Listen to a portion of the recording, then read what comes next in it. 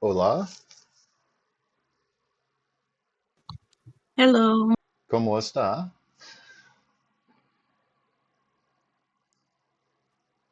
Uh, I cannot say.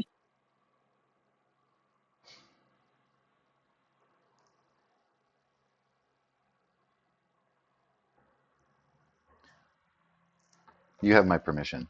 Um, so yeah, as you might see in chat, Ray is running to the store, and it looks like we have a Jacques in Roll20. Find amusing the order in which joinings happen. Some people join Discord first, and some people join Roll20. I wonder if there's a psychology to that at all.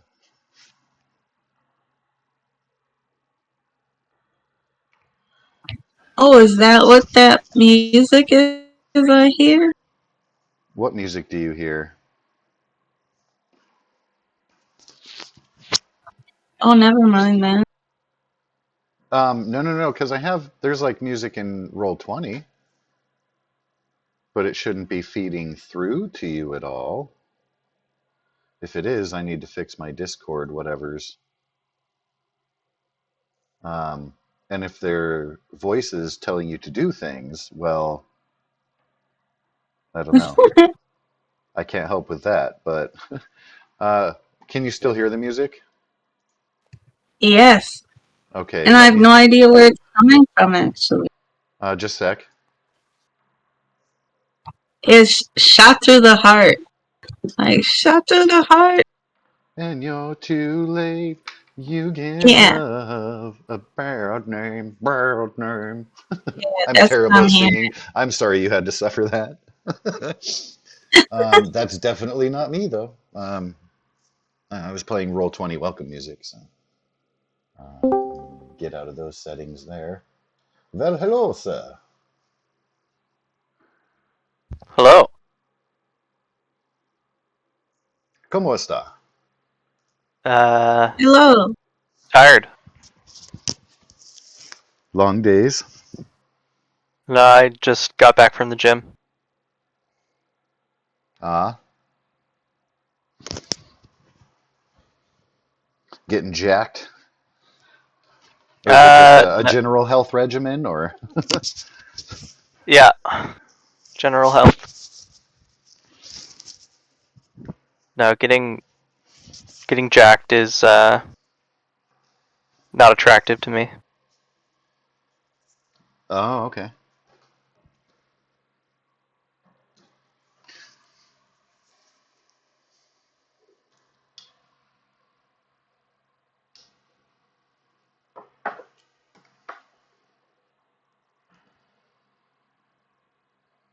I'd much rather be strong and not look jacked, and just be able to clown anyone who looks jacked, than look jacked and not be strong. That's actually a nice kind of a veil, if you will, appear to Yeah, it's be like nondescript, but like then like, bring it, dude, because I made a steal. Guess what? yeah, it's like driving a ghost Honda Civic. Like no one expects it, and then you just pants everyone.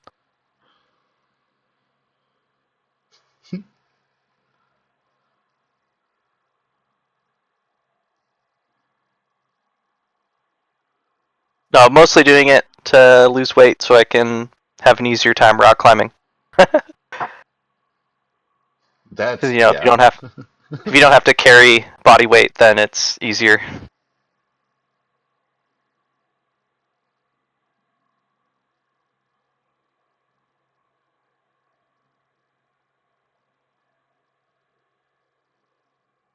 Well, I guess this is everyone, right?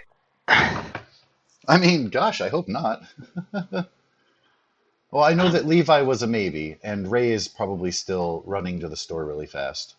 Oh, okay. But I do see that our good Captain Abbott has snuck into the chat ever so quietly.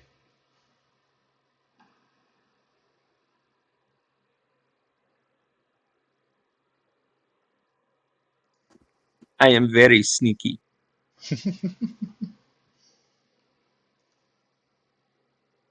In Ansalon, Abbott sneak you.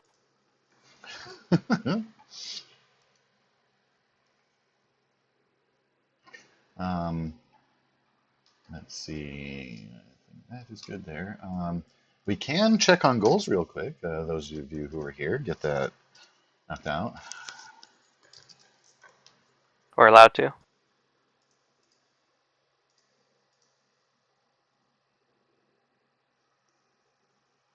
What was that about? Oh, okay. What? No, what do you even... That doesn't hiss. There you go.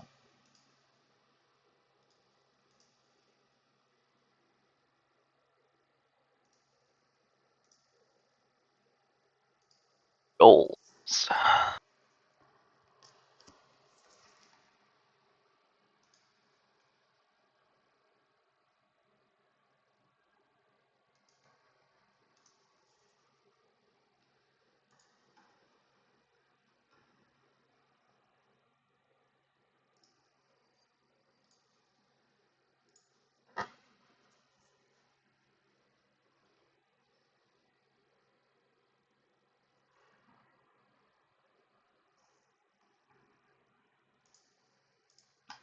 I do not have any goals that I need to reattain.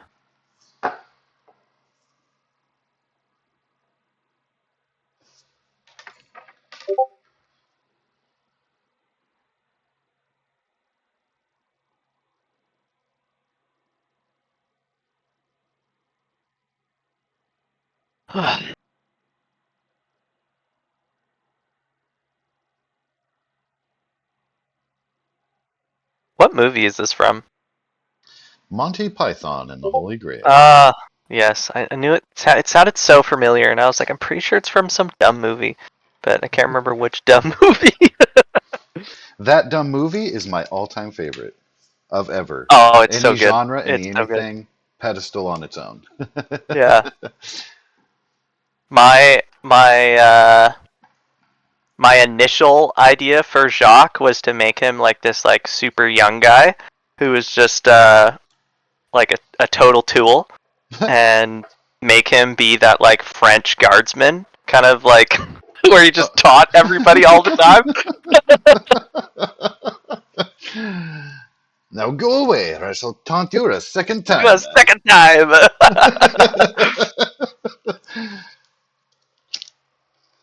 And like, you know, while you're just like deleting people on the battlefield, you taunt them and just like make them feel bad about themselves. Yeah. Now just die already before I stab you a second time. Like, yeah. That would have been a very, very different campaign, I think. It would have been, yeah.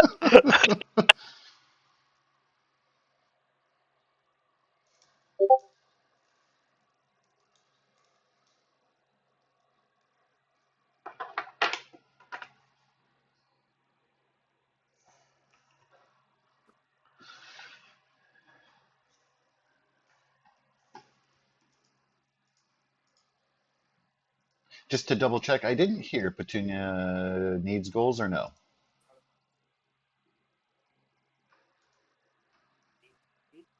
Sorry, I'm trying to figure out where this stuff is coming from, and I don't know why it's doing this. Oh, the What stuff? music? Yeah, now it's BattleBots. Is somebody watching something on their phone elsewhere in the house and casting it accidentally somehow audio around to your TV? No, I asked him, but he's not watching BattleBots. It's on his laptop, I think, and it just started playing for no reason. He's coming to look at it. I've shut my laptop when something is playing, expecting it to stop, and then like It keeps after a couple of playing. minutes, like yeah, it's like I'll hear it come on and be like, what in the hell? Yeah. I said no. My sister's laptop, it was like possessed or something, because like you'd turn it off and as he was turning off, it would make like these like weird robot sounds, and it sounded like it was like cursing you while you were like turning the power off. No, I must have life. Yeah, it was like it was the scariest thing to like turn off when it's like pitch dark and you like just finished like watching like a scary movie or something. Yeah, it was that creepy. Oh, that's a nice cherry on top.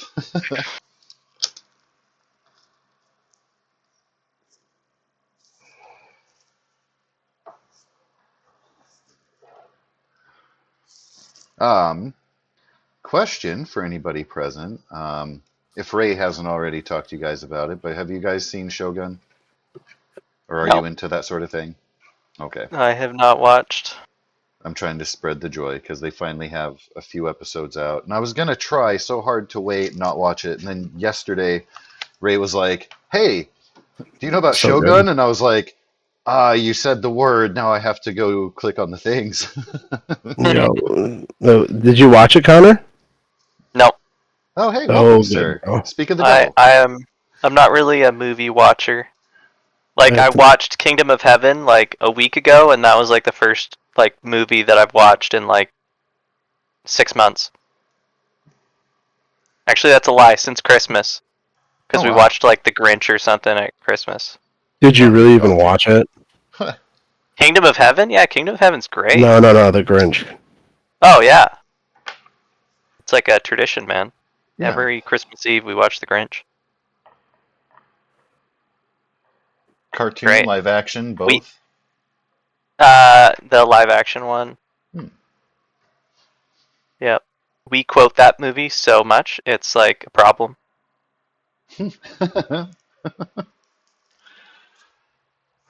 Like every time the Baz Draconians blow up and they like turn into like the gas, I just imagine the Grinch like burping on that guy's face and the guy passing out. That's like every single time we kill one. That's what I imagine.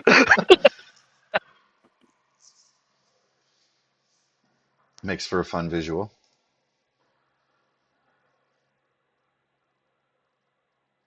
All right, Dooney, go.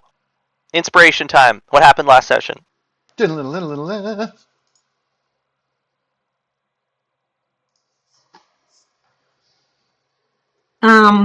Since she's the only other one in Roll20 besides yourself. Yep. No, I wanted to hear her side of the story. Sorry, my baby mama just pissed me off, and I'm fucking agitated. That is Inner fair, peace. sir. That is fair. Inner peace. You will peace. definitely want to goose fraba. Dinner, please. So I'm like she knows Tuesdays that I have therapy from like 3 to 4:10 or so, and then I don't get home until about 4:30. By the time I get home, settled down, it's like 4:45, 4:50, and then I got fucking anger management at 6 until it went an hour long tonight. We started at 6, supposed to end at 7:15. We didn't end until 8:10. I wanted to kill myself. Damn. I get down, I'm trying to grab all her shit. Just lost my fucking car keys for a solid minute. Ran to the store, and she's mad that I can't stop over and see her and the girls. And I'm just like, I'm fucking late for everything, dude. I've been going all day. And she's like, it's fine. I guess you don't need to fucking get the cupcakes that me and the girls made you. We'll just throw them away. And I'm like, No, don't play into that shit. Fuck that, dude. No, I'm no, no, like- no, no, no. I'm like, yo, I'm going. I just hung up my phone and just turned my phone off. I said, fuck it. I'm not That's- doing that shit. No. That's some manipulative shit. Fuck that. Don't It's even. it's fucking stupid. So she has me fucking. I'm fucking heated right now. Well, that's the I'm like, thing, yo, too. it's my fucking birthday. Like, what the fuck's your Right. deal? Well, I can't come get them later tonight or fucking tomorrow. It's like you're just gonna throw them away, being a fucking asshole.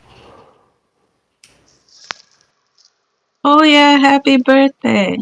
Thanks, man. Big That's not a 3-7. man, that's Dooney.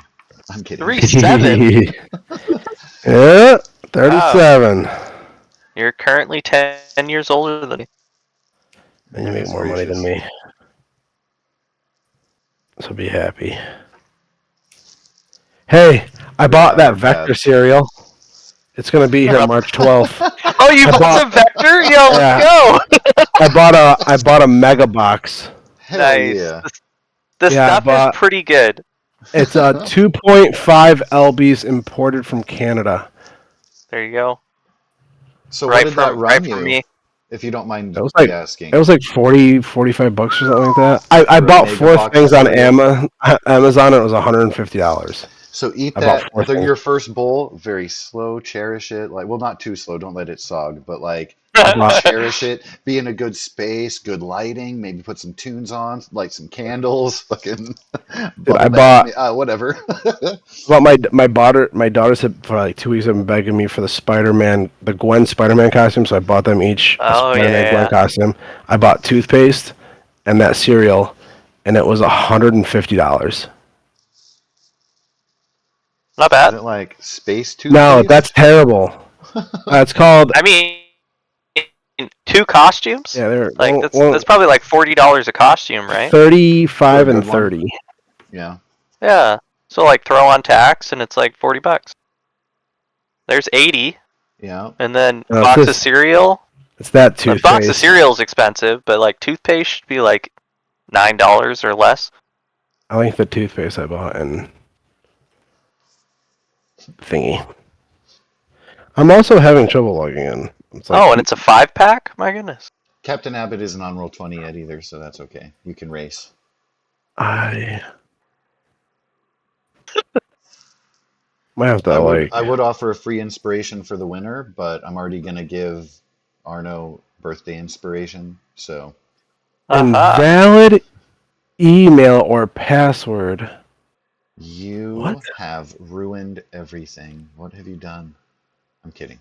Uh, Probably just have to like refresh, relog in or something to Yeah. Hold Roll20. on, I think I got it. Maybe maybe I don't know. Ah, I got it. I'm Adam's changing go. my password. toothpaste. I told you it God, was space toothpaste. What the hell? the password that I'm using, I haven't used in fucking forever. Honeybees from tree buds, sap flows, and other botanical sources.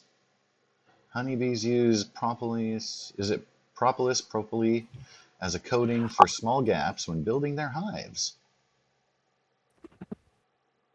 Huh. Right? So what's that like, or have you tried it yet? Yeah, it's great. I have a thing in my. I have one tube left in my bathroom, like half a tube. So that's why I grabbed 5 more. Huh. Is it pretty good? Like, does it Yeah, taste good? yeah. It tastes great. Yeah. I like it because it's like not harmful if my youngest constantly swallows it after brushing her teeth because apparently it tastes great. Right. Yeah. Well, I used I to mean, do that it with doesn't taste bad. the kids' It toothpaste, does like the taste Spark good, but kind that was all yeah, sparkly the and blue, yeah, the blue yeah, smart, yep. yeah, dude. Oh yeah, I remember that shit, bro. Oh yeah, and Flintstones vitamins. I ate like a whole container of those once. I stole it off the top of the fridge and ran behind the back of the trailer. Rah, rah, rah. Oh, I here don't we go, remember new getting sick password. either. Like it was just candy. Cause like, oh man, I if I could pick like a dream job, it would be like running an orchard that also had bees. Like that would be my dream job. That'd be I cool. love bees so much. You can actually pet bees. Okay? Aw.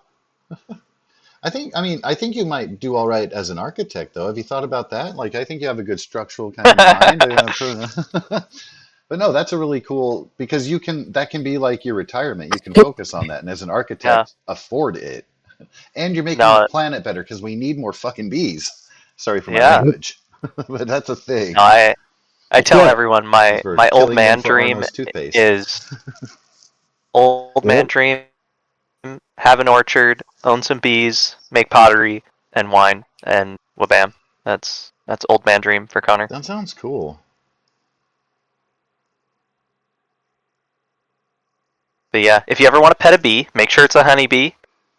No bumblebees, no wasps, none of that. Honeybees. You take your pinky and you just like lightly like pet their back like 1 or 2 times, and they won't sting you. I'm gonna try it on a hornet. I want to Just anti bites you the. right away. That's Fuck off, right. man. Bites and stings, just fucking latches on. My personal space. Hornets are kind of jerks. All right, it does look like we are all gathered. And free inspirational Petunia points for was any in the recap. middle of explaining Sorry. what happened last session. Yeah, and then I had to vent for a second because I was That's okay. agitated. No, dude, you're good. Gotta get that out. We're here for you, sir. I feel better actually. Told you.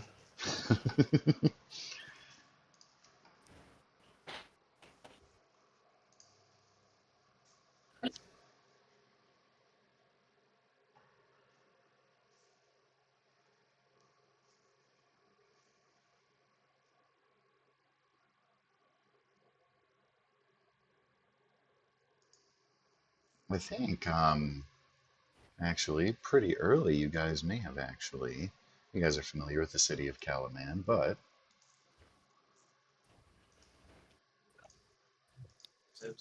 Just said hi to the kiddos. there was some talking, but not loud enough. Very good.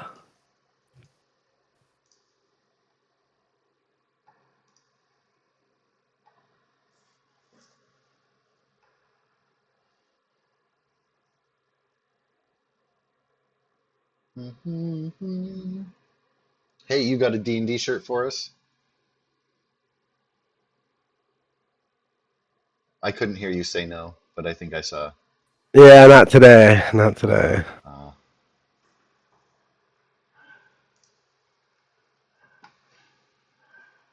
Uh, Petunia has noise for recapping. But of course, anybody is welcome to contribute from their own perspective or something that was a personal highlight or acquisition or other development. Personal highlight. Um, I might have to move the mic to yours. probably, probably completing my quest for the honored dead in the crypts beneath Council Calaman, Yes, and indeed. being accompanied. For me, it was the poem. I don't even know if it was a poem I created on the spot for Jock, but that was probably my highlight. Oh, those figures were not there. It was.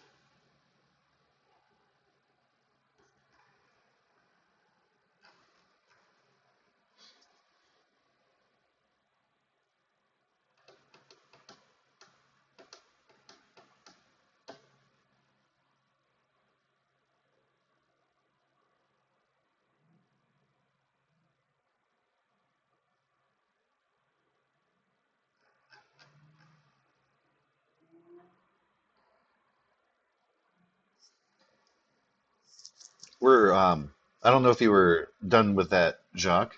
Your Oh, visit to the yep, crypts with the Lady Malay and Becklin, yeah. and I'm pretty sure we finished that.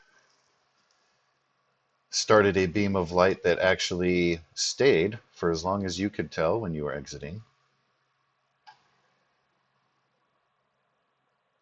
Otherwise, the crypt was quiet, solemn, restful. You also had Yep, returned a blade, and that I had borrowed. yeah, Yes,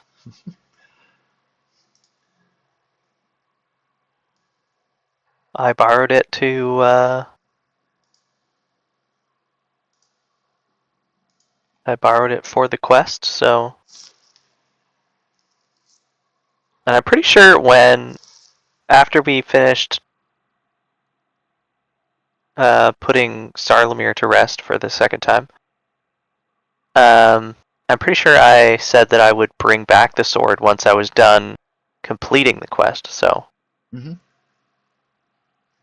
yep, just checking off my list here. making good on promises and vows. Yep.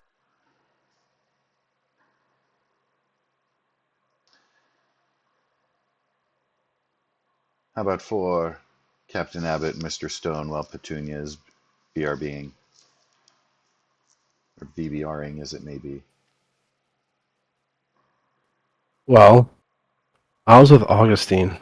I was trying to get him that awesome ring, and I believe I was failing miserably. That is completely accurate. Shut up! Nobody asked you. I can't help myself. That was too fun. No, but there was a Cloak of Stars that was like horrendously overpriced. Oh, I was gonna see if I could haggle for that. Like if there was.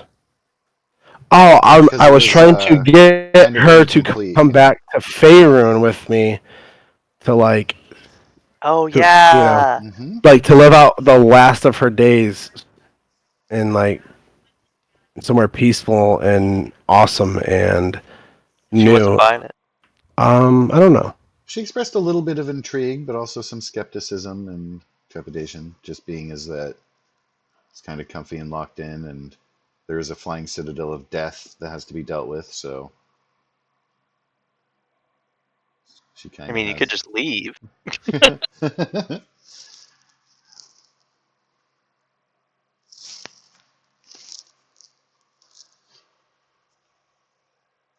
What else happened? Oh yeah, we talked to that like bread guy, and I got a cat. You Petunia. named your cat, I'm pretty sure. Yeah, Duke. Isn't he a cute cat? Very. I put him in. I made a token for him and stuff. Where? What folder? He's not an The allied token. NPC. Utility I mean, the tokens. There he is. He's right token above the is. healing spider. There we go. Yeah. Yep. I'm going to need Duke to have a little more priority than a ballista. There we go. Yeah. And Arno was outside the gates. Or no, he was at the gate. Mm-hmm. Telling this guard to frig off for not letting people in. Indeed. Some fear about the rumors of draconians being Yeah. able to change their shape inspired this perhaps overzealous gate guard. Yeah. And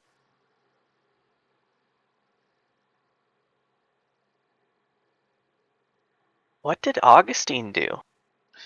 He was on kind of on the side near the gate. Um, he was listening to a story. Wait, don't I An have old pictures guy for tell a this? story I about have pictures for this.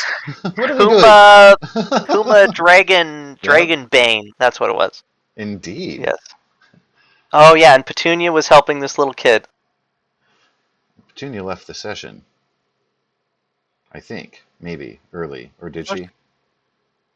She did. She was tired. That's right. Some headache action going on. So some of this will be Yep. unfamiliar to Petunia.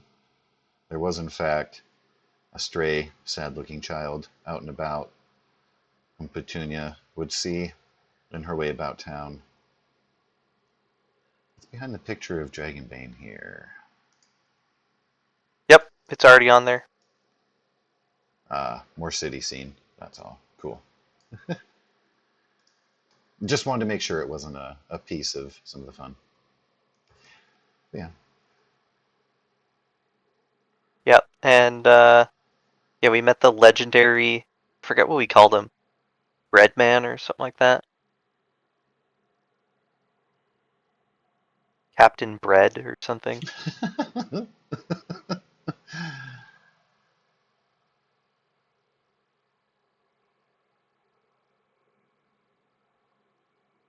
And then He's me a and Abbott. friendly, if not slightly dopey man. Abbott were headed somewhere. Can't remember where. Oh yeah, then we went to go talk to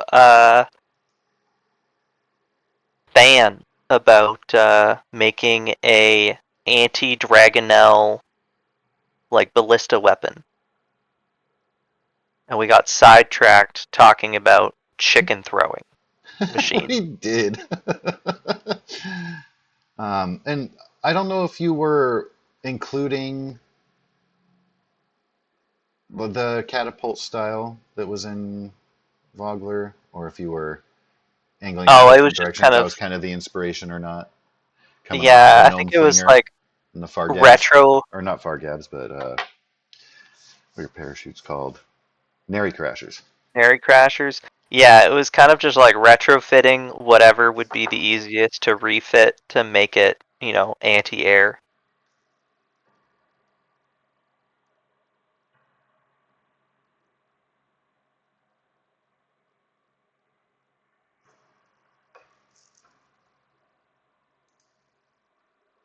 Welcome back.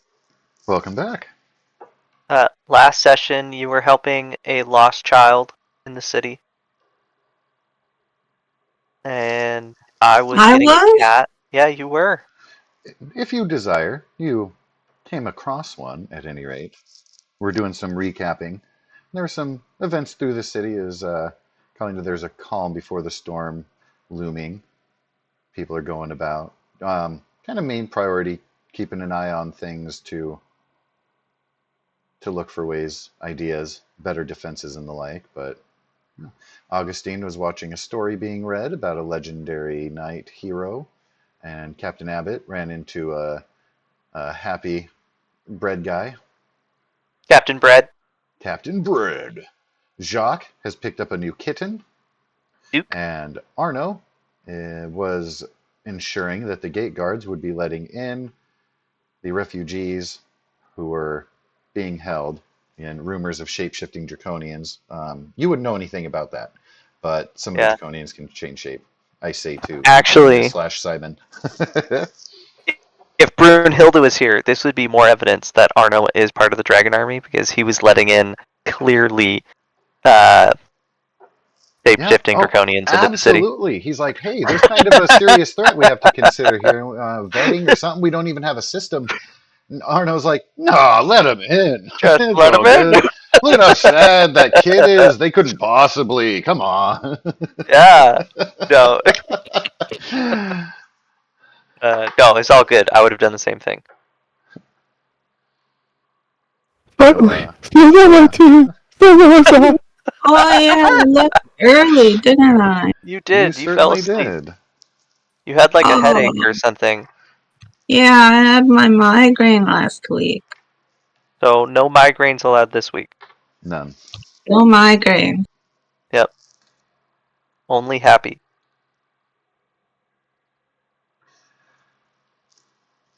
The child who Petunia happened to come across just looks forlorn, lost, sad, Disney level, doe eyes, tears welling up, just looking about, lost and Needs shabby. a hug. You said lost like 3 times, I think. You He wanted to also emphasize. hasn't been found. Might be missing. Lost, maybe.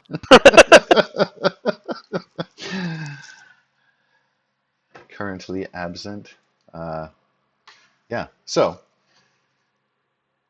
you had missed that bit there at the end of session.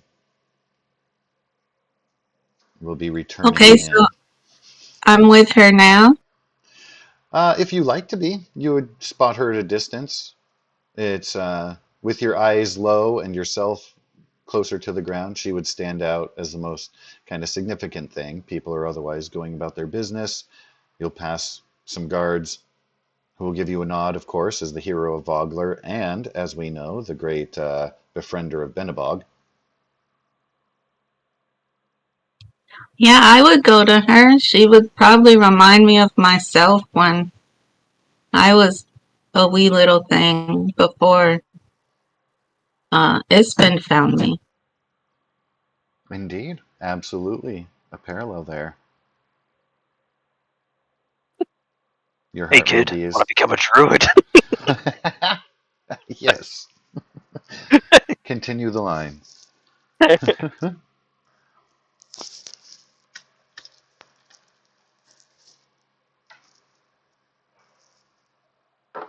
So, we are certainly able to start there if you would like to respond to the sighting of the child, Petunia. Or you can let her be. She can wander the streets. She'll probably be all right. Somebody will find her. Look out for her. Probably.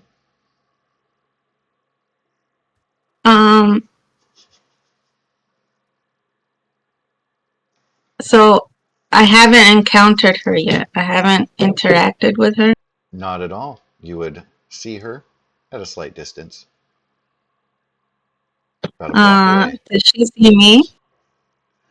Not particularly. She's kind of looking up at everyone and everything, and quite often when people pass by, she'll shrink back, looking a little bit afraid. She almost looks as if she's afraid even of hanging potted plants and the like, doesn't want to touch anything. Very much looks as if she feels out of place. I would approach her, like, slowly, in human form. Oh. Well, I Human was form. thinking of, I was thinking of, like, being a more, like, cuddly animal type thing. Grizzly Because bear. kids like it. Yeah. A Moose? baby bear. But I think I would approach her in human form and uh, see how she reacts. Like, I don't want to just be up in her face.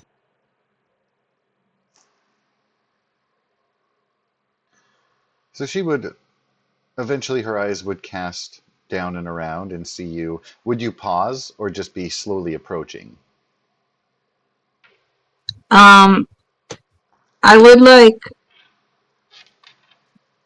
slowly approach, but then if she started, like, looking scared of me or something, then I would pause. All right. At a little bit of a distance, and seeing you walking toward the child, it looks like they want to step aside and be out of the way. They see that you have locked eyes. They will pause and stop, start wringing their hands,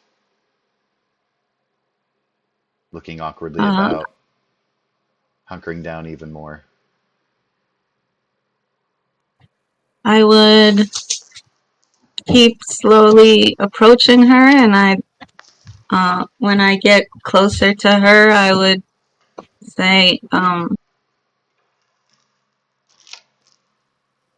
"Are you lost? Do you need help?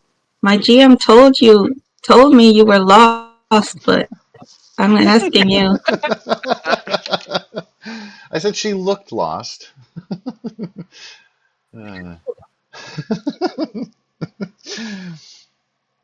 she's going to take a couple paces back, look very worried about being directly approached. How would you like to make, for me, please, a persuasion roll?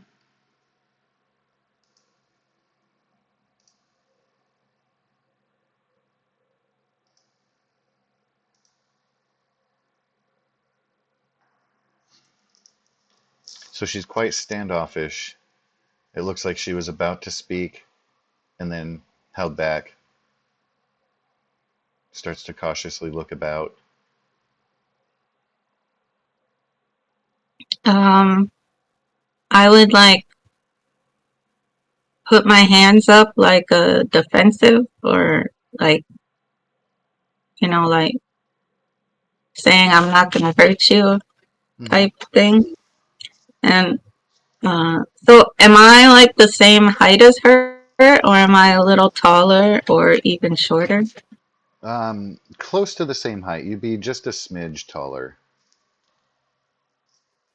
So then I would, like, kneel, like, squat a little, um,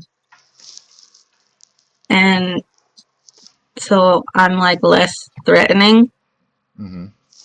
and be like, I I just want to help you. Are you okay? She looks down, sad, back up at you. You roll your persuasion again, this time with advantage per your pose.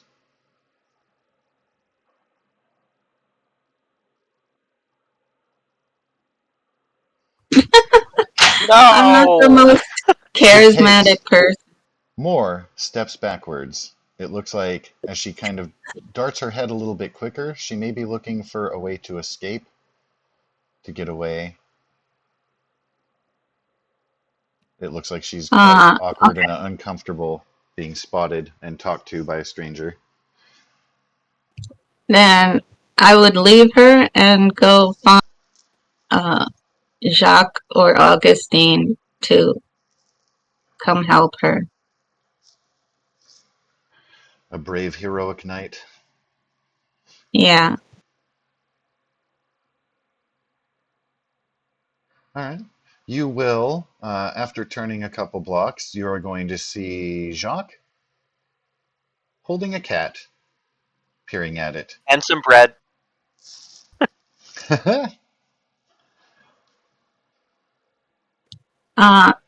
Jacques, there's a little girl that may need help. Can you come with me to her? I'll grab my cape and swoosh it in front of me.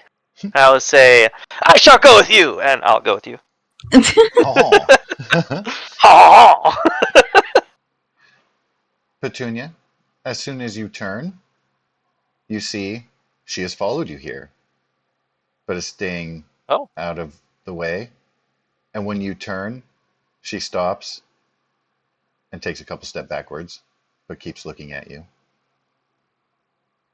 I'll nudge Petunia with the bread and then point at the girl. I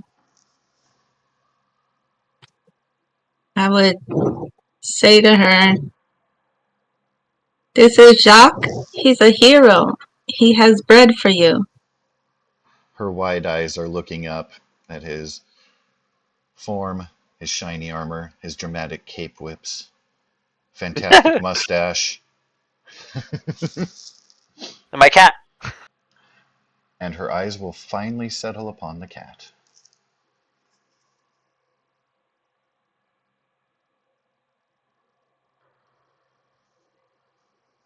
I guess I'll kneel down so that I'm more relatively their height. Still taller, but continue. Yep. And I will say, hello, I'm Jacques. I'm just a regular person, but I see that you might need some help. So I have some bread here for you if you like. You can pet my cat, and if you want, I can play you a song. And I'll kind of reach my hand out to give her the bread, see if she takes it. All right. Can you please roll persuasion with advantage? Persuasion.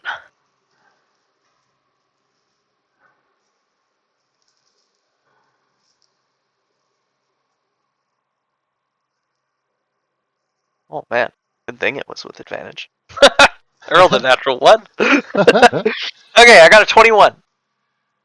So she tentatively will step forward and take the bread, and she will look between yourself and Petunia and the cat. She will take a small bite and then offer the bread back. Oh, it's yours. You keep it. She looks down at And it, wide-eyed. in fact, Captain Bread, I'll just point up the road. He's giving it out. You can just go get it every day. She looks up a little bit sad between the two of you. Eyes begin to well a bit. Mama, Papa, Grandma died. And she casts her head down, nibbling on the bread. Y'all. And then kind of while nibbling, kind of awkwardly looks up.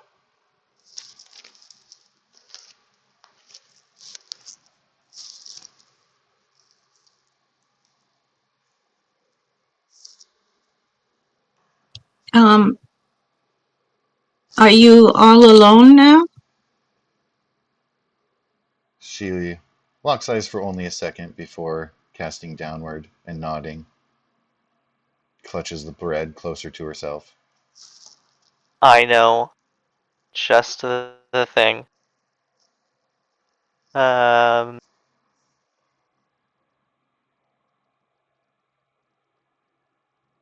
let's see. If only Um, I had sending.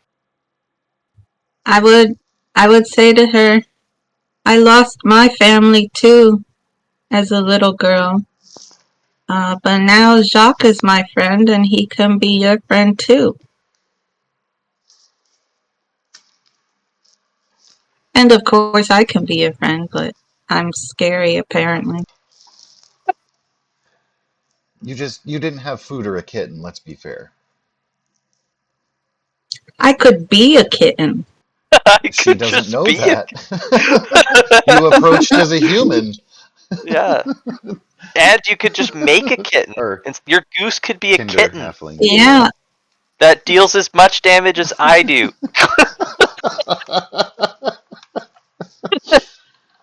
A kitten. I'm a 180-pound guy. A With a kitten. restored Kitten. Dragonlance, for F's sake. Oh, We lordy. each have our own strengths. True. She steps forward, tentatively reaching toward the cat, kind of pauses, looks up at Jacques, as if kind of assuring permission. I will give her a wink and a nod. And she And I'll gives a tell her couple that his pets. name is Duke. After a couple pets, she'll step back, nibble on the bread. Um, you know, I have the exact thing that you need. And I'm going to tell her to follow me. And I will take you to your new home. And we'll see what she does. I'll even offer her a ride on my horse. She looks between yourself, Duke, Petunia, the horse. Her eyes widen at the horse and she shakes her head and she points at Petunia. Junia. She wants to ride me? No, but she's more comfortable going with you instead of riding on the horse. Oh, okay. Oh, She's probably not in the best of moods for a piggyback ride. That's free inspiration. um, so wait, you said she wants me there or she doesn't want me there? You would get the impression she indicates she would rather walk with you than ride the horse. That's all. Oh, She's intimidated by I the would horse, yeah. reach my hand out, like a beckoning, and if she took my hand, I would hold her hand, but if she just came to me, then I would put my hand down and start walking with her. She slowly and cautiously will. And once, for all that she was awkward about it, as soon as you clasp hands, it's vice grip tight. You can add to your inventory one orphan as you follow Jacques to his yet to be determined location. We're going to Kelp's mom's house. That's where we're going.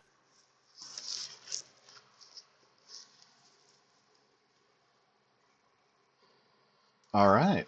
Well, Do you they are. say that? Well, she doesn't know who Kelp's mom is, but I'll look at you and say, I think Kelp's family would be very glad to have a new addition.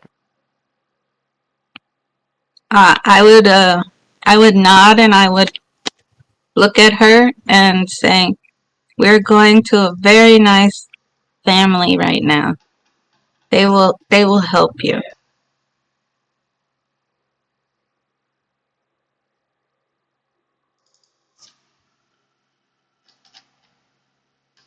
They have really good cookies." and clams. Bonus I'm And sure. inspiration for anybody who can remember the name of the location Helps mom. that Oh, the Gil location. and Coral run their business. The location.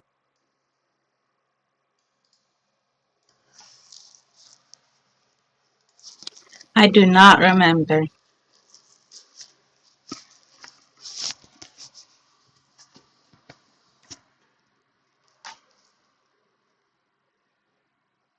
The silver clam.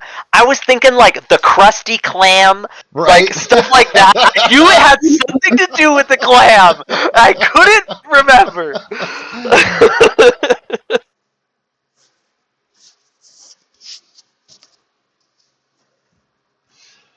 All right. So while Jacques and Petunia and the child are heading toward the Silver Clam, what shall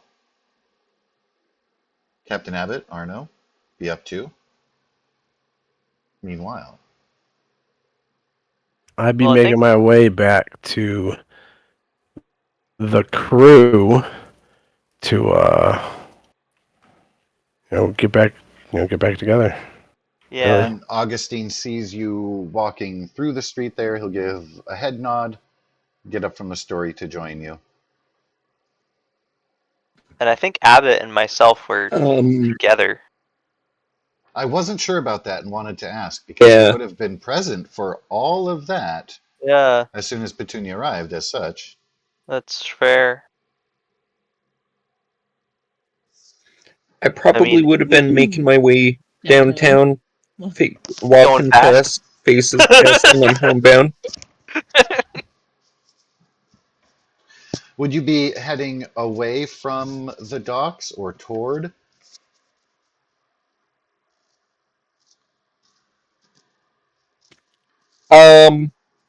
I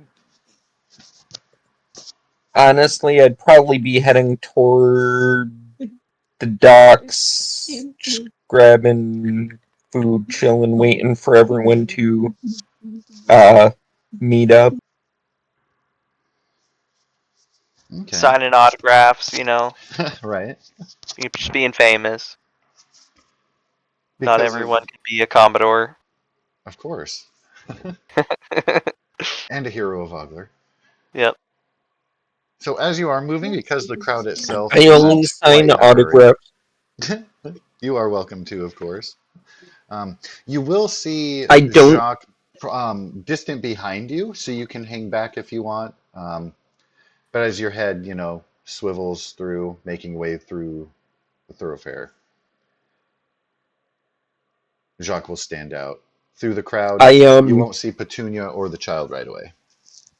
But Jacques kind of meandering your direction. I don't assume anyone would actually want an autograph, but if they do, only for kids, because I want to give them to any adults that are just gonna sell them. Exactly. They're going to put it on eBay and yeah. Oh man, that'd be sick. Good idea. That's why the Red Baron stopped doing autographs. People were just selling it. When I hear Red Yeah, Baron, I think of Snoopy. I think of that World War II German fighter pilot. I think of pizza. Pizza? Pizza's the next one. Yep. Yeah. Is Oh, there a Red Baron pizza?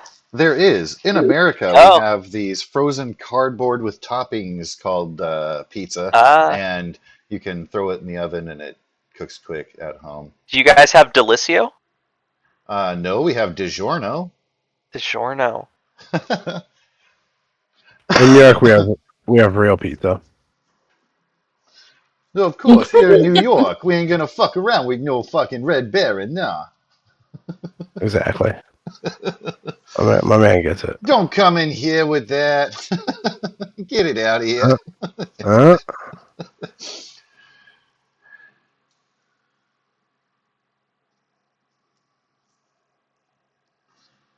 So yeah, you will be able to. Up to you. I keep on calling you Captain, Commodore, respectfully, sir. You're welcome to hang back and wait for Jacques, or you can meander about your own business. You're under no obligation, but you will notice him bobbing through the crowd in your way. I will wait for Jacques. Alrighty. And very specifically, at the moment, Augustine is fine to follow you. After having heard, of course, of the tales of Vogler and your exploits there, he knows that you're keen on defenses, in particular, delighted by your tale of the firewall on the cliff, and kind of trusts your lead a little bit on things to look for and stuff. That having been said, since you're coming from, let me switch over to the map. Coming from the trade gate there, the trade gate, and moving on toward the city, while the others will be shortly congregating near the docks. Which way are you headed, sir?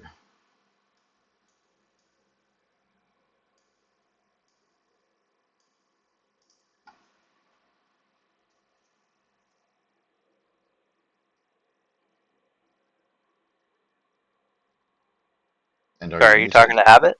I'm talking to Ray. Oh. Oh, I'm sorry, my bad.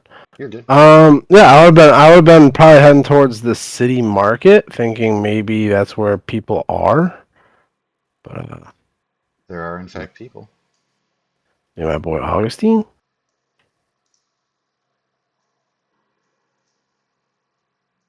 And yeah, I'd just be trying to find the rest of the crazy ones. That's about it. All right.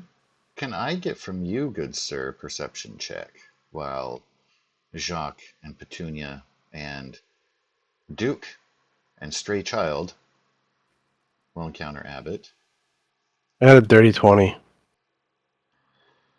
You're pretty sure you saw Petunia bobbing through the crowd with.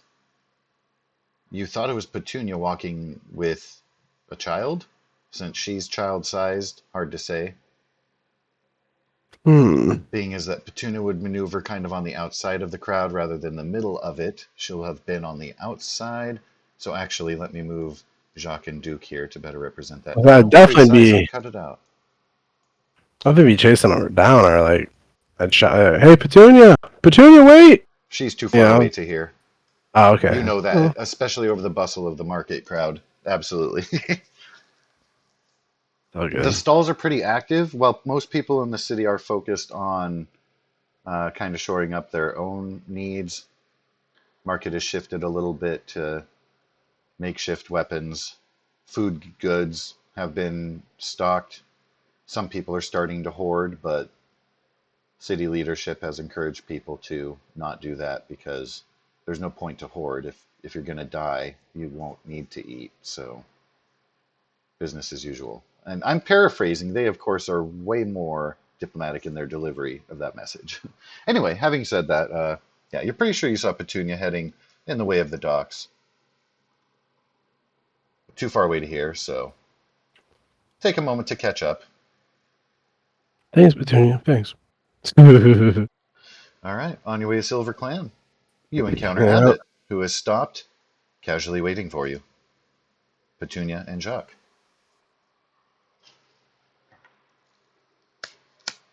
Well, as soon as I reach them, what I notice, looking at all of them, what are they all? What are the current activities they are doing? Walking. Jacques has a new cat, and Petunia has a new child, and Okay. Commodore Abbott is casually waiting. Beyond that, up to the party to dictate what they're up to while they're How walking and say hello loud enough. how much more time are we going to spend in Calaman? Are you asking the GM or are you asking your I'm friends? asking my friends. Yeah. That probably depends on what Marshall Vendry wants us to do. She is kind of the military leader here, so probably go talk to her once we're done messing around today and see what's what. Okay. You do know there's a general sentiment of hunker down, defend for Armageddon. Yep. So, Um, roughly for and maybe you'll say like, could be a week, maybe a little bit less, is what you're kind of waiting for on the doomsday clock, if you will. Yep. when I see Arno,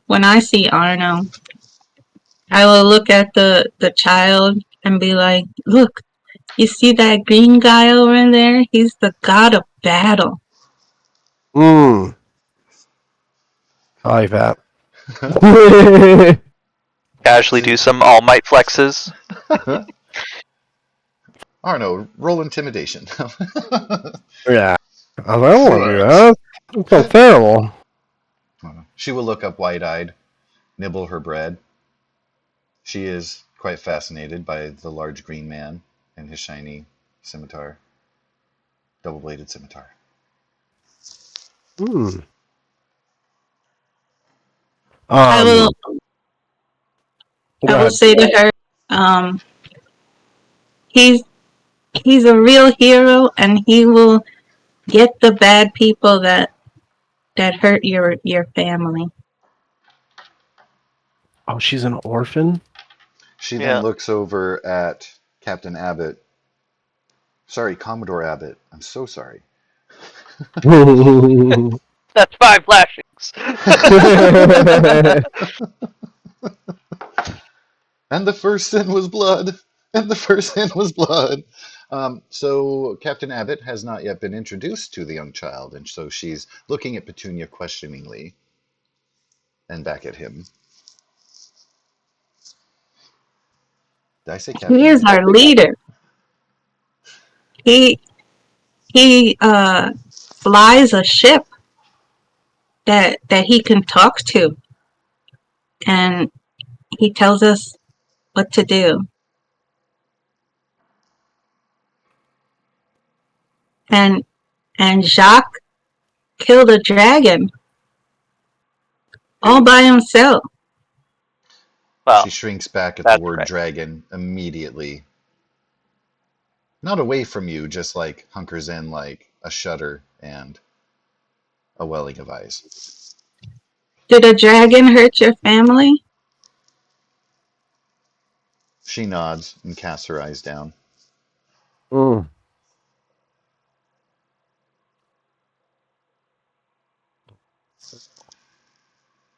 We will avenge your family.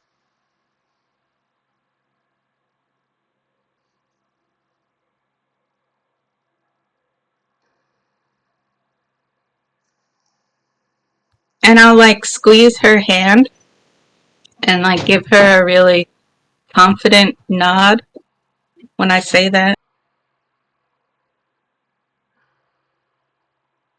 Can I please get a perception check from anyone present who would like? Petunia alone will have advantage. I'll give Duke advantage, but it won't matter. I can't communicate with my cat Not yet. yet.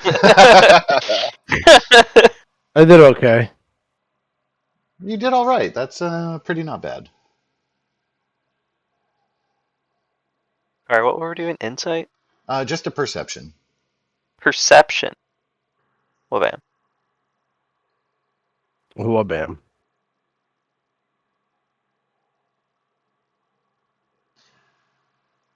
So, Jacques will not notice because the cat is getting a little bit squirmy. So, having to wrangle it a little bit and get in a more comfortable spot. Other three of you will notice that when she looks at Augustine, she kind of halts a little bit, clutches closer to Petunia, and never looks at him again. Anyway, you are united on your way. Some of you don't know. Arno, of course, and Augustine don't know where you're headed, but the Silver Clan awaits beyond. So she looked at I'm sorry. She looked at who and never wants to look at him Augustine. again? Augustine. Okay. He's a Simon Draconian. Kill him. Hmm. He might just be too pretty. He's too good for the rest of us. Too important. I was gonna say maybe she doesn't like blonde hair, and then was like, oh, but Petunia is mostly blonde hair, accounting for like mass. Well, my hair is white. Oh, It's not. pure white. Yeah. Touche, touche.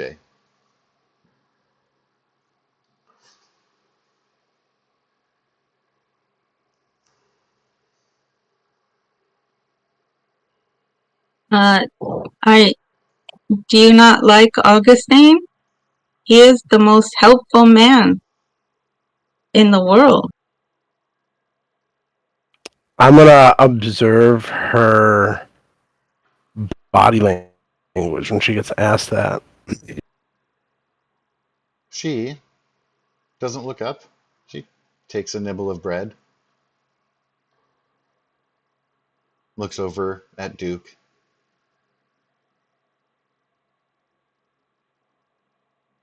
and kind I of won't. allows I herself to won't look push it. around a little bit around the surrounding buildings, people passing by,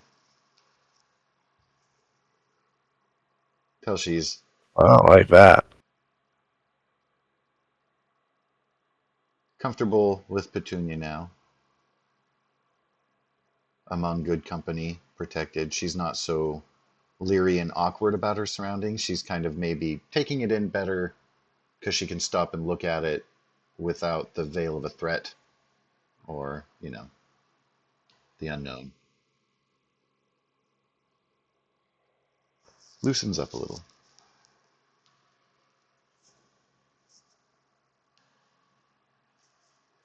Well, if she doesn't answer my question, then I wouldn't push it.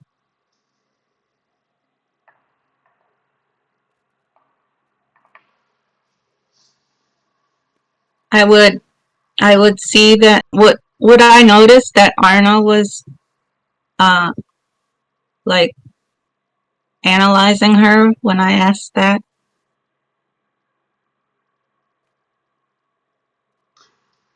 Not likely if you would be doing the kindly looking down, gentle embrace, are you okay kind of a thing. You would probably not be Yeah. scrutinizing Arno's eyes, if you will. Okay.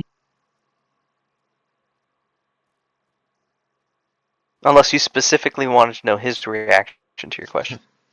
And you were specifically looking deep into his eyes. This is true. This is true. Were you looking deeply into his eyes? No, Do I you was see the not. gentle man who lies within that tough exterior? Do you?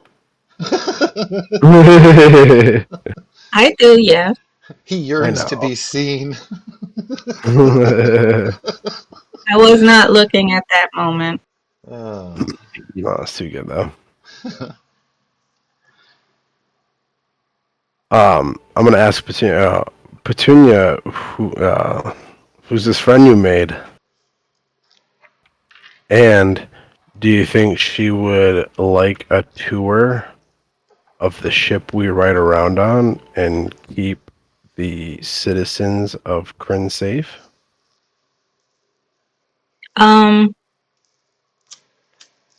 I would like realize that I hadn't asked her name, and I would look at her and be like, "What is your name? Do you have a name?" My name is Petunia. she looks up and around, casts her eyes down, nibbles her bread, does not respond verbally. Her name is Nibbles. That's a pretty good name.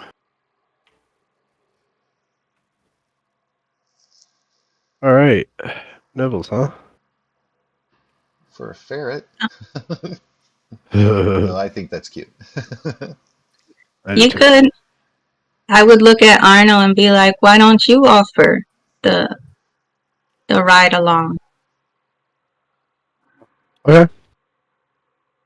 Arno would gently position himself in front of the little girl, and he would get down onto one knee, and he would ask her if he would like to go for a tour of the ship that we ride in. She looks up at you. She then looks at Jacques' horse and turns her head down, softly shakes her head. Hmm. You She don't didn't know want to this, ride but my she horse doesn't either. like horses, yeah. Oh, we can walk there. That's fine. I don't think she likes big things. You know. Yeah.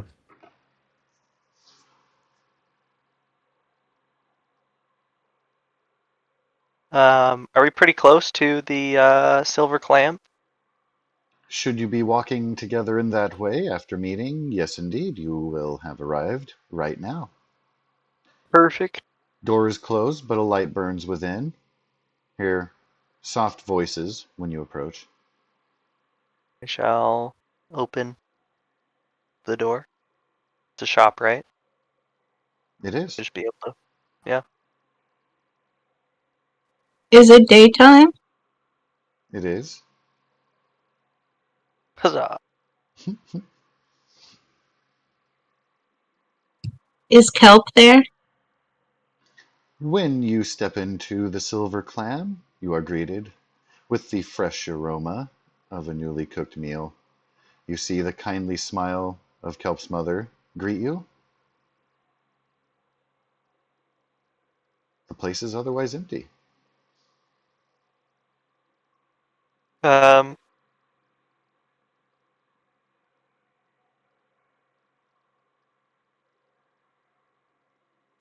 I I would I will. would look at her and be like, "You smell that? She makes the best food." Hmm. Coral will turn her head down to the child when you talk to her, and you see her suddenly tilt her head, and her smile drops. Coral smile? hmm She looks suddenly quite sad. She says, Oh, "Oh, Rosie, come have a seat." This lady already knows this little girl. And she Rosie. she stands and goes to the back. You hear words with soft voices again. She returns out with a stack of bowls, starts setting them out. Hopefully, you all have a moment. Seat, sit, eat, Oh, thank please. you, Andy. So generous. She goes back, returns with spoons, while Gil comes walking out with a pot. Good, thick white chowder. Begins filling the bowls. Lamb chowder. He So good. gives a nod. I love it. He gives a nod to each of you, returns back to the kitchen with a pot, and Coral sits down next to the child, starts speaking to her in Elvish. Elvish. What? The child is not Elvish.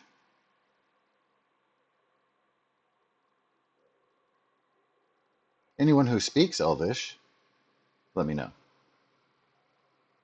Do not. I do have my people notes. I could scroll through here. Doesn't Arno and Abbott speak I Elvish? do. I was I going to was say, looking. let's Yeah, see. I speak Jacques is Elvish. Celestial. checking. I have Elvish, Celestial, Common.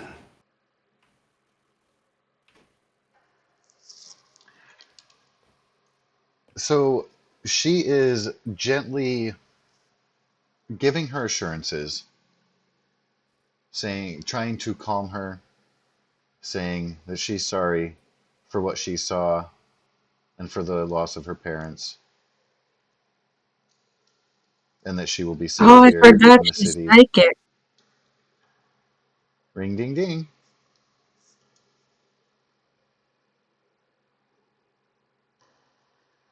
So does Nibbles understand her? She is nodding at times and starts to scoot a little bit closer. She absolutely has a familiarity and looks quite comfortable with Coral. And she's now taking pieces off of the bread and dipping it into the chowder, but still keeping her eyes downcast. I would look at Coral and say, could she stay with you for a bit? Coral looks up, gives you a smile and a nod before returning to her conversation. Gilvin returns, Yay! wiping his hands off on a rag. Says, well, I apologize, you've missed Kelp.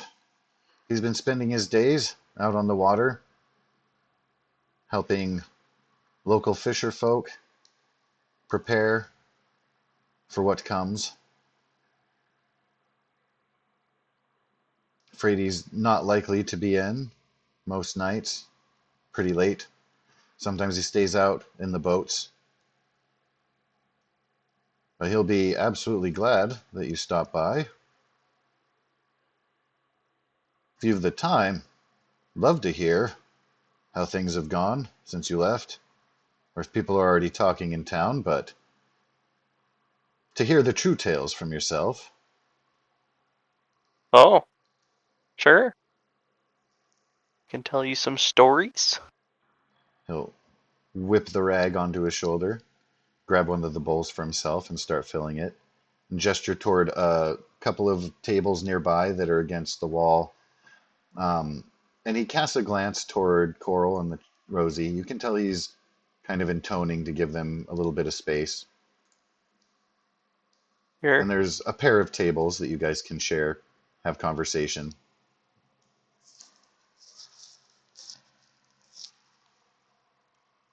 Uh, yeah. We'll go, I guess, tell stories to Gil. Um, He will be rapt with attention. He will not uh, interject much except for to clarify some of the stranger names and the like. On I Yari, will on Yari, etc. Sorry, go ahead. will specifically tell him about the sea elves that we encountered at the Temple of Habakkuk. Seeing as how they're sea elves. He will lean Oh, back they're really and beautiful be able to say, people. "Oh, really now?" I thought so. His intrigue Yeah. heightens more. Uh, with the tales, his follow-up will lean into that. He's most curious about the allies that are coming, and he's not trying to be too pointed, but you can tell that he's intrigued by Dalamar and those who you saw at the temple. Not as much the dwarves and the people of Hearts Hollow. Yeah.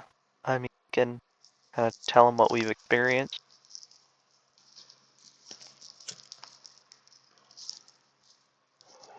Uh, with the elves. And seeing as how he's an elf, he's old, so he might know things. And I'll ask him if he knows.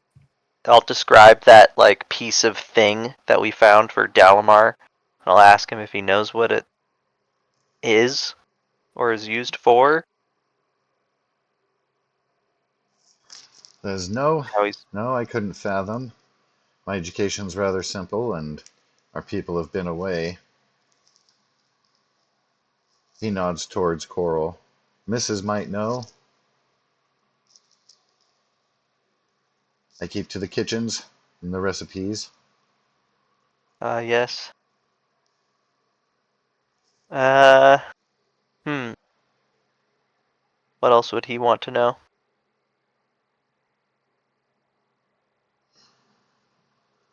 He would want to know about when you were blessed by Habakkuk, how that kind of felt, how your perception changed. He's intrigued by that Oh, because his family worships Habakkuk. That is sure. Yeah. their deity. So that is he will lean into that when it becomes more casual and you've had your tales. He's going to kind of fall back and be like, "So tell me about the temple. Tell me about moving through the wastelands before and after you had the blessing, etc." Uh, so before we were kind of just going off of our own instincts on what we have already experienced in nature or have been trained to look for in nature. But when we were at the temple, the sea elves guided us through a ritual, which ended up getting sidetracked a little bit. But then I was able to help uh, get it back on track uh, through a offering, and afterwards, it felt like you had a just instinct knowledge of the waste, and it was like you had a clock telling you everything that was about to happen. You just had a feeling new when the tides were coming in and whatnot. Very cool. He is kind of staring off, a little daydreamy kind of look to his face. He takes a deep breath. Ah, we are blessed to have heroes such as yourselves here to defend this good city. He looks over at Coral, looks down at his empty bowl, says, "Ah, well, I appreciate your time and the retelling. I will be sure to share with Kelp, should he happen to return soon, before you're able to see him." Okay. Yeah, I'll point at the little girl and I'll say that we found her wandering the streets a little while ago. You guys could look after her for a little bit. That would be that'd be awesome. Says, "Oh, Mrs. came back and told me first thing that we'd have a new youngin'. Figured I'd get the fuller explanation later, but she seemed quite assured. Awesome. She has a way Thank of you. knowing, you know." Yes, I do know.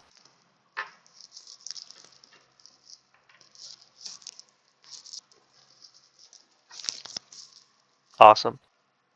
He will nod. He'll grab his rag from his shoulder, give a nod to Coral across the inn, or sorry, the shop, Shop. and make his way back into the kitchens. Awesome.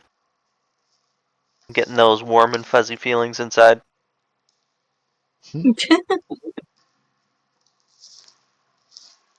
Meanwhile, at the table, it's been very quiet there, Petunia, unless you want to engage in conversation with Coral. She's simply letting the child eat.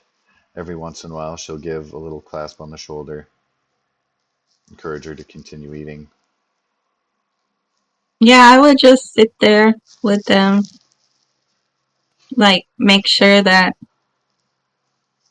uh, Nibbles is okay. and comfortable before we leave her here.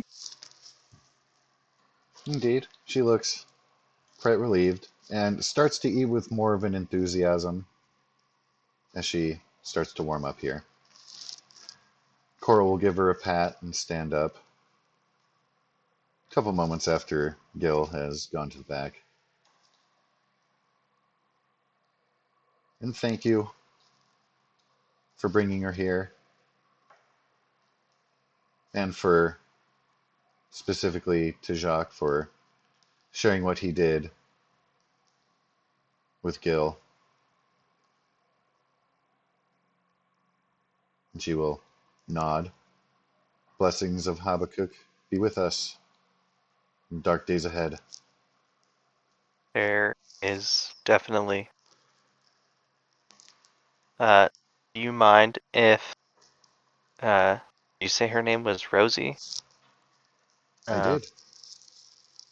Mind if she keeps my cat for a little bit? I'm going to be busy for the next week, probably. And it might be good to have a little fuzzy friend around. She puts her fists on her hips and tilts her head and looks at Duke. And then she looks down at Rosie, who kind of gives an eager nod. She looks back. I suppose. She self-consciously rubs her nose. Hopefully not with the middle finger. No, no, no, no, no. Fore and thumb.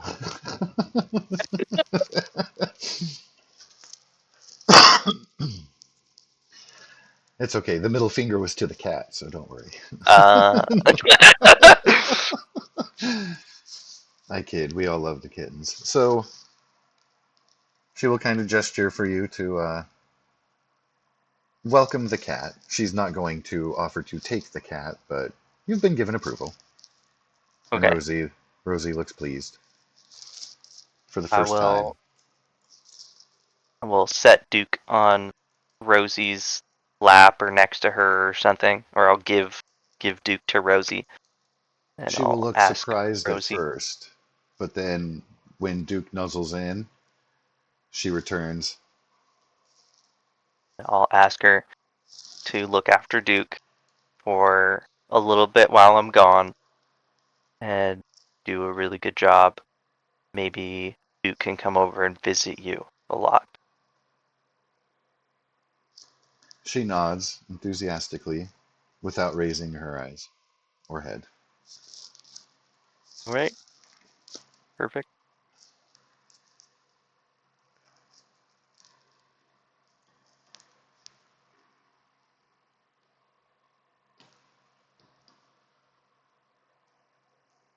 Oh, wow, huge yawn. Okay. All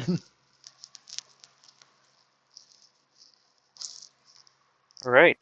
Well, man,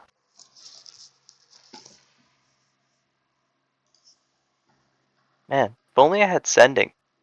I need to be. Can we level up?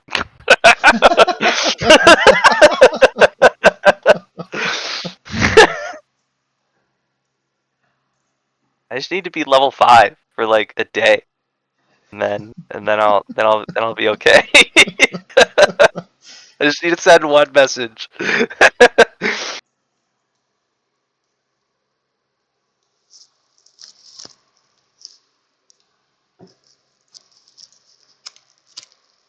Yeah, I'm ready to go talk to Marshal Vendry if you guys are ready to stuff. Everyone at the Yep. Silver Clam is happy, well fed, warmed up a bit. Yep. Through your actions, you are all welcome to gain an inspiration for taking care of the orphan child and receiving Yay! a Let's graceful word go. about Habakkuk from Coral. She doesn't physically hug you because you're not her child, but you get a metaphorical hug if you will. Oh, yay. Be sure to tell Steve with a hearty hello. Okay.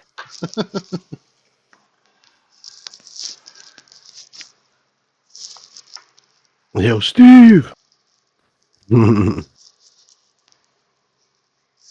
Does anyone have an extra inspiration slot that they need an extra? Because I already have 3. I could use inspiration. Well, there you go.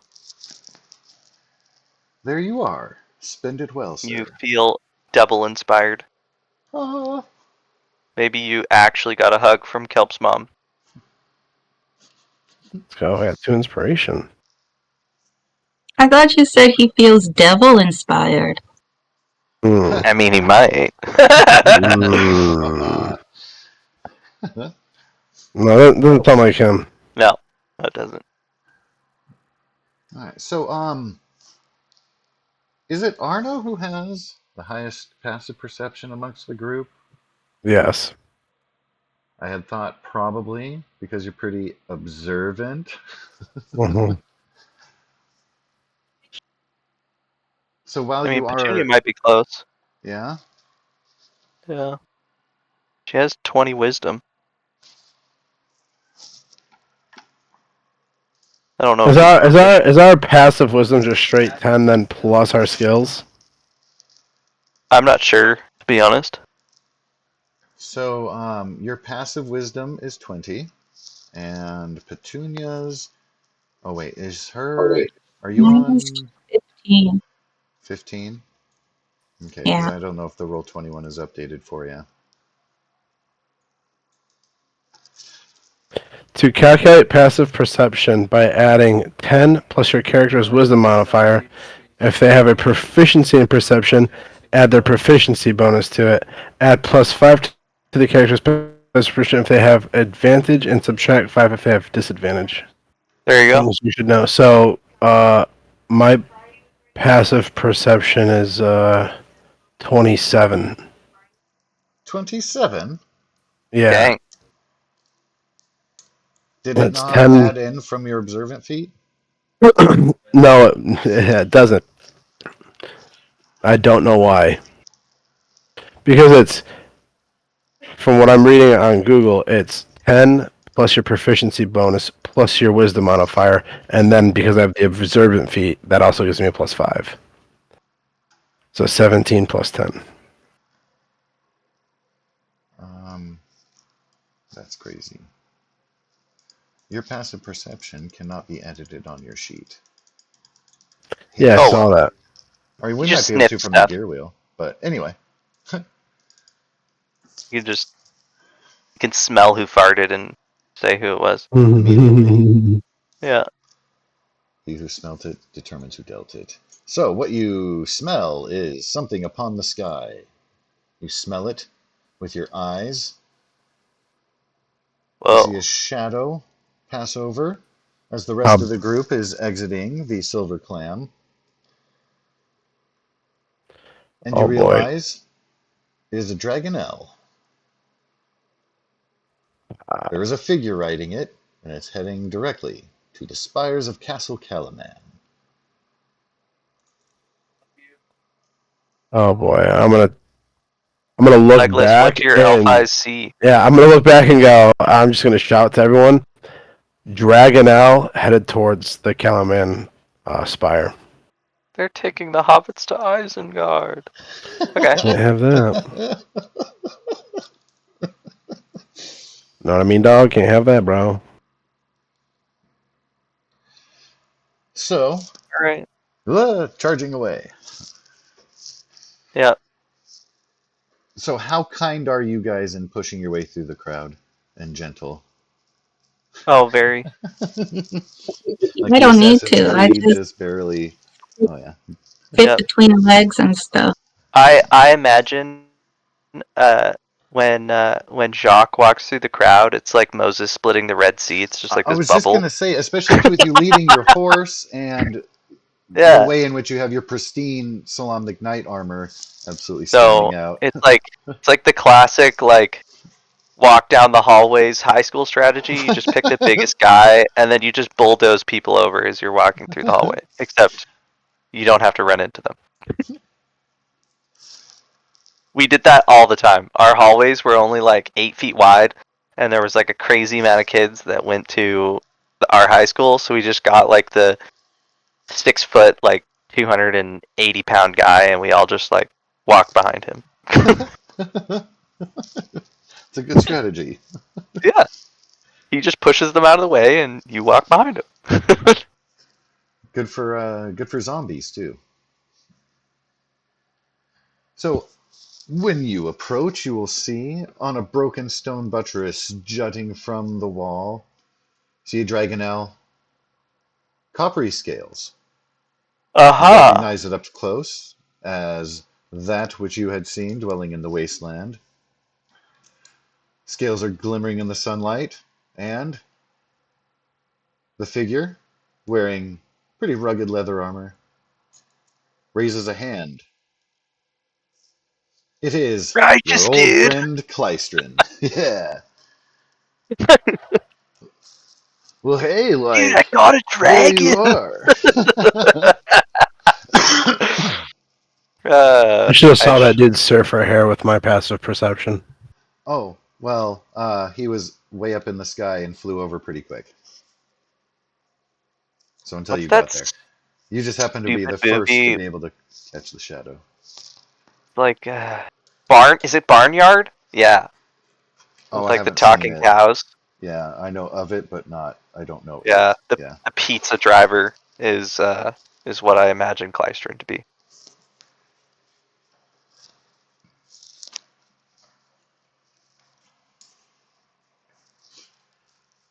And his hair is windswept. He's beaming.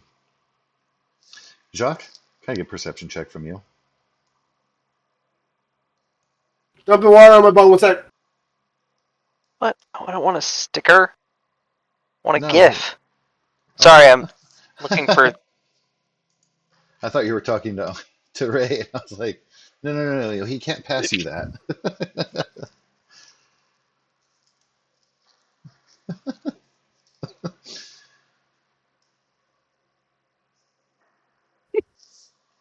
Just catching up on the gifts while This is doing the it. pizza guy. uh, and he sounds like a surfer dude. Okay, sorry. What am I doing? Perception. Si, senor. Perception. Wabam. 25. So, the scars, of course, well healed, but there nonetheless, upon this Dragonel's form, look familiar to you, sir. Ha ha ha. This Or isn't, should I say? Ha Ha ha! This Dragonel looks much happier as well as Klystron being able to fly it, as he is, not being in the cage you first found him in. ha. My good dragon, Azrodoth.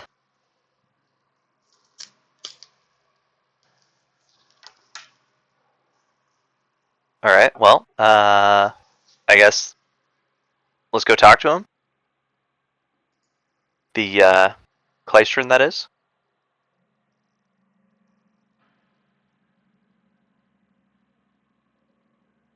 See what news he brings. Maybe Ness. Maybe he was able to talk to Ness or saw Ness or something. Saw some dwarves marching.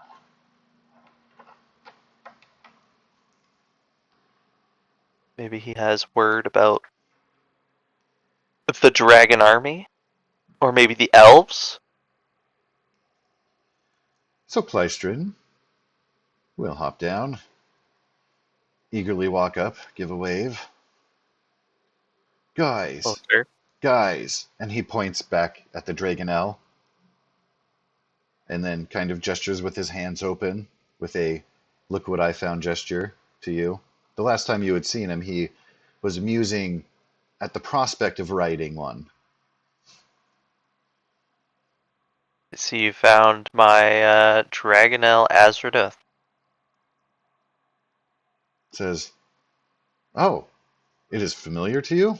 Like, Oh, I just like saw him out there, and like he came up, and I think maybe he smelled the other ones on me, but Maybe.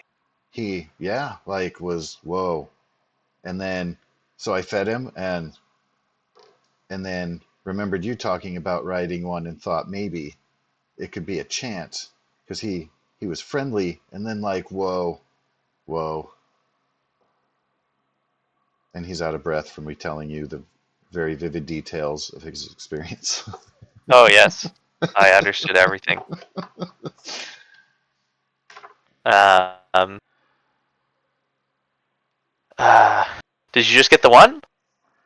Says, "Oh no, uh, once I was able to ride him, and the other ones like because I fed him before, member, and then Yeah. so when I came in with him, they were like and I still had some food, so we kind of just hung out and like yeah, they don't like the city though, and then he kind of leans Oh. in, but they're out there, and he gives you kind of a side cocked toothy grin, like haha, I brought friends. Ooh. Awesome. And then he Uh. leans back a little bit, and he's like, ah, and you know what else I saw? Tilts his head in. You can tell he's very much enjoying being able to be a part of this and talking to you, the great noble knight, and being like, I've got information for you. I'm a part of things. You saw some elves marching. Says, ah, no, but No. that would be something, huh? Like, whoa. Dwarves. Was it But dwarves? well, no, but so we flew by the Citadel, and the big old, you called it Citadel. You flew by the Bastion of Takesis? He nods, wide-eyed, Oh wow. says, I it was there, and like I had to, and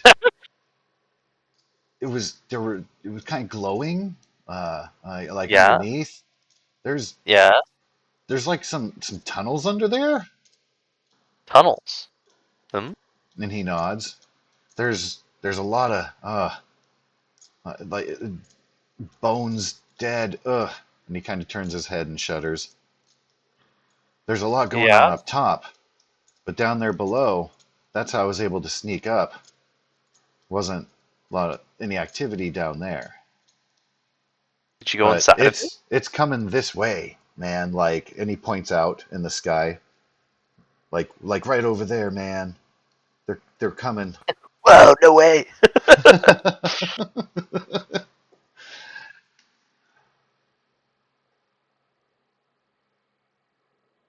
Uh okay. That's handy to know. Um Were you able to discern the amount of time we have to prepare for their attack at the pace of how fast the castle was moving in the sky?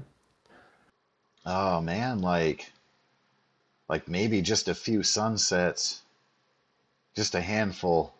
Perfect. um did you see Ness on Oh, your way like, back? nah, man, I didn't. After I found him, I went and like, and then the others, and then And the then you did the flying, thing and and then you came yeah, here? Yeah. yeah, yeah. And he nods, and he's grinning to himself, like he gets it. We're buddies now. He's quite Okay, proud, funny story. standing Funny tall. story. Yeah, My first character, Finn Fletcher, was supposed to talk like this guy. that's fantastic. Uh, yeah. And Finn was the jokester knight Makes that sense. Makes sense. Yeah. Jacques was going to be. And then I was like, no, I have to play a serious knight this time. Well, hey, man, like I'm just here to fill that role for you, man. It's like whoa, kismet, wide-eyed, shared nod. Uh huh. Well, we should probably tell Marshal Vendry about your discoveries and the fact that you brought some Dragonelles. Did you count them at all, or is it just like? Do you know how many you brought I of mean, there's Dragonelles? like there was 8, but we only got 7 now. Uh, the other one's okay, just flew away at some point, and then he shrugs. I don't know, man. Took off. Was this after, during, or before the Bastion of Takesis? Oh, it was after. It was like, up there past the water and yeah, like on the way. Oh, okay. He points in the general direction of the wastelands and across the Vanguard River. All right. Yeah. Uh, if you're hungry, well, first off, have you ever been here before? Nah, I mean, you talked about the city a little and like, so this is a pretty big city. Uh, First one I saw. Perfect. Didn't know All what to right. Well, do. Landed up here, but then there you are. So, and he kind of looks up at the sky and then down at you, wide-eyed, like, whoa. I know we saw this Dragonelle fly over the city, and we were like, we should probably go check it out. And then it was you. Crazy, right? Yeah. Uh, we should probably introduce you to Marshal Vendry, the military leader here. She might have some scouting stuff that you can do because you're an expert scout. So, um, and then yeah, then we can like get you some food to eat and place to sleep if you're tired, and yeah, go from there. Yeah, I mean, yeah, let's go meet her. And, oh man, no, I'm pretty awake. Just the And he stands there the just kind of the smiling at adrenaline. you, like, yeah. All Oh, for right, sure, the adrenaline. go talk to this lady. Introduce introduce Kleistrin, and then see if she has any tasks for us. And if not, then we can bring Kleistrin to the Black Rainbow. And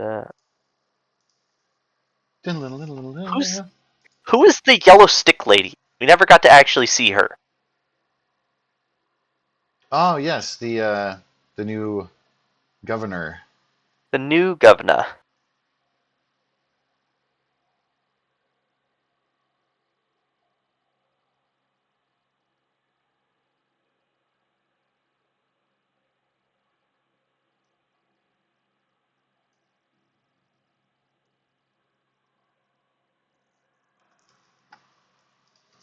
There, forward that.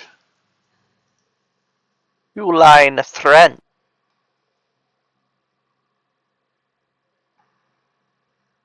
Not a very. And there are some other faces here. I do not have a Kleistrin upon the field. Or a Rukeldust. Rukeldest got here. How did she get here? She was with the army.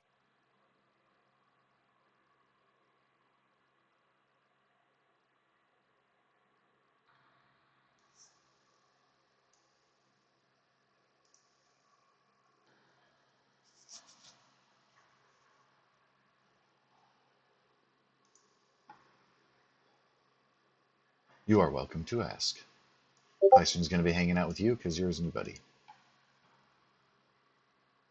Oh, okay. I guess I'll scoot over so he can have a seat.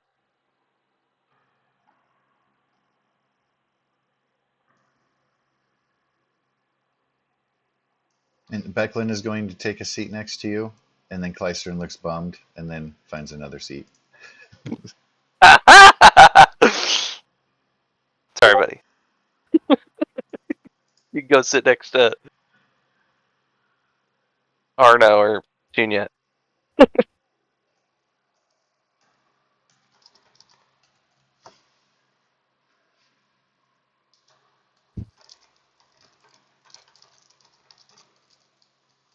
I'll be chilling with Petunia. Hooray! She's not necessarily at the table. This is kind of where we had previously left, so you're welcome to arrange as you will. I would probably still be here.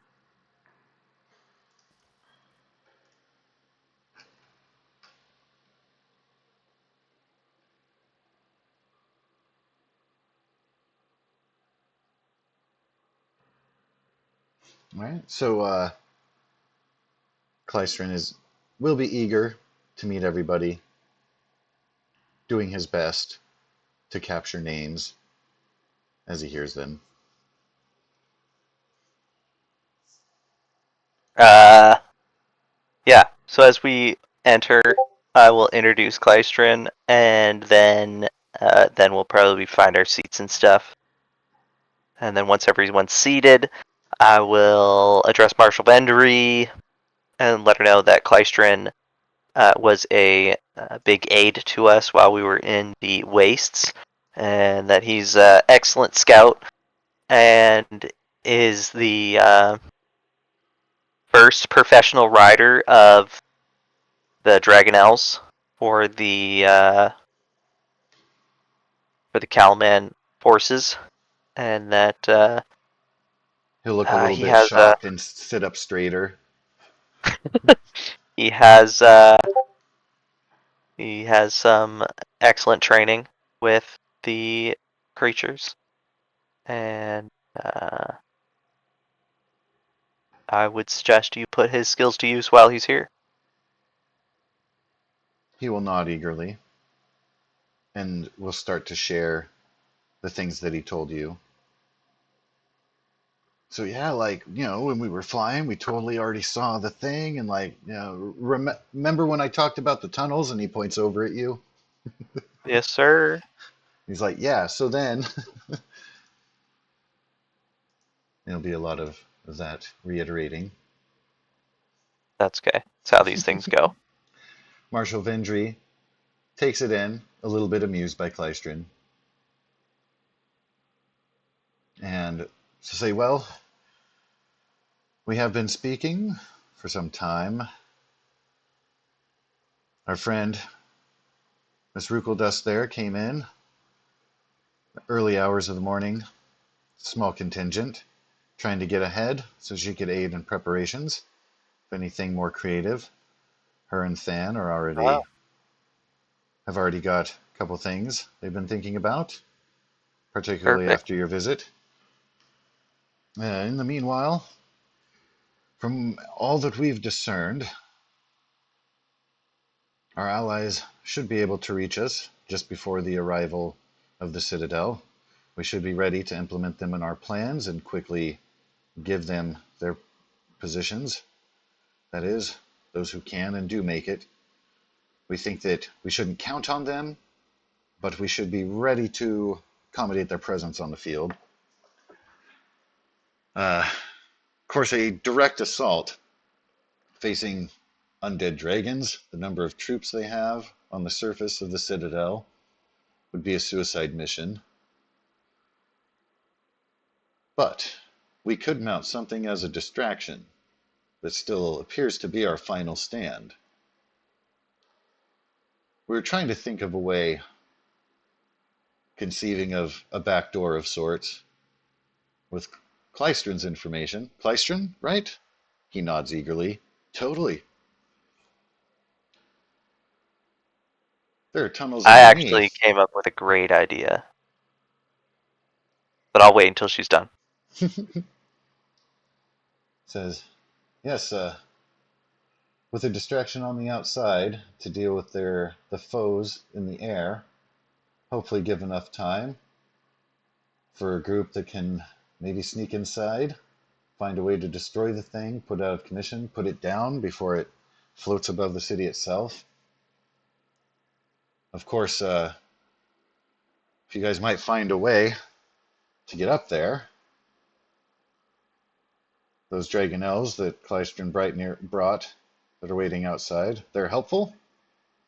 Like, I think Oh yeah. so. Like, they're with us and they're here, and like they saw me flying, and like he flew one. Remember, he said he flew one. So, I mean, probably. She kind of This is true. nods, raises an eyebrow, turns to look around at the assembled party, stretches her neck to see if Arno and Petunia are privy or snacking. Say, well,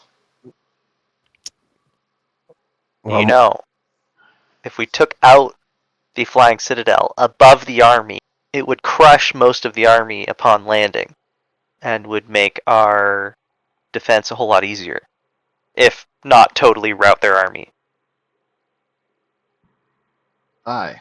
And if it can be done properly, it would be outside the gates, of course. City remains safe and intact. And you get a free lookout tower if it doesn't totally break. Well, I think we'll all eagerly settle on destruction, but if it remains, we'll deal with that. Time comes. Okay. Is there anything that you need us to do, like, right away? Really comes down to ensuring there are no expenses spared in making sure the city's defense on all sides is intact. There's a plan for, of course, the main target, but also measurement idea of how to deal with the overwhelming number of forces we'll be facing. So, from previous experience at Vogler, and them having a flying citadel, I would highly suggest having squads positioned around the city to deal with any draconians infiltrating past the walls via flight.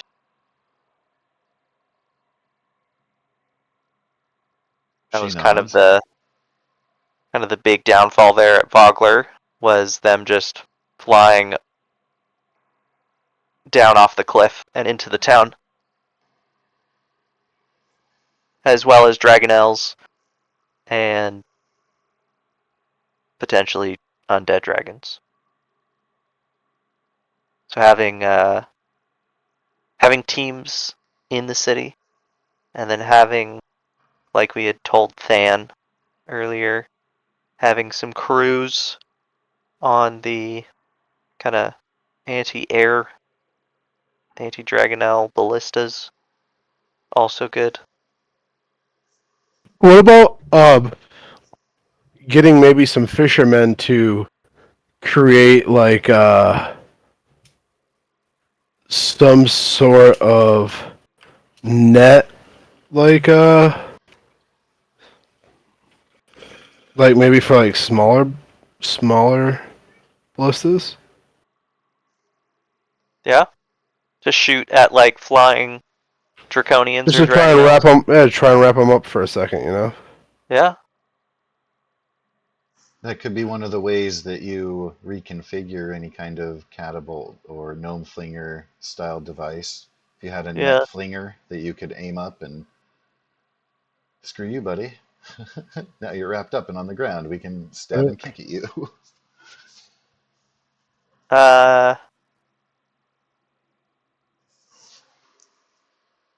Also, being a well, okay. Can I roll a history check for knowing information about castle defense? Seeing how I studied at the Knights of Solamnia High School and training grounds. This week on Solamnia High, Yeah. Jacques and Mollet get into some trouble with cafeteria lady catches. So the I really like that as a skill. I just wanted to look at the list and see as far as that really is the best one to go with, although not your strongest, most fitting. I mean, I didn't say I was the smartest guy. No, that's okay. By all means, please do. Okay. Well, I am. Okay, a 10. I hear there's an Not awful. overabundance of inspiration floating around out there. That's okay. I don't need to use it. You So, gotta have fun in the potential failures well, as of well course, as yeah. successes. So when it comes to your own out-of-game castle defense acumen, um, I would say you wouldn't be able to really kind of lay out a very complicated strategy. It would almost be kind of focused on a particular area or an aspect of that defense, while you would delegate to others elsewise. Like your view of control would be zoomed in more than zoomed out, if that makes sense. Okay, so like I could be focused on like artillery or something. Absolutely, yeah. Okay. Seeing as how I've already suggested the anti-air ballista. That was a freebie, Um, doesn't count. okay.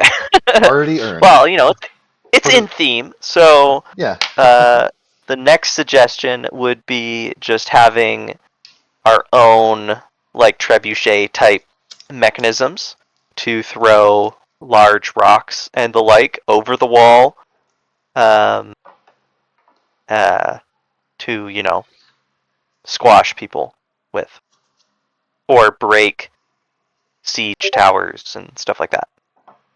Klystron peers over wide-eyed and looks at you. Can you make the rocks like on fire?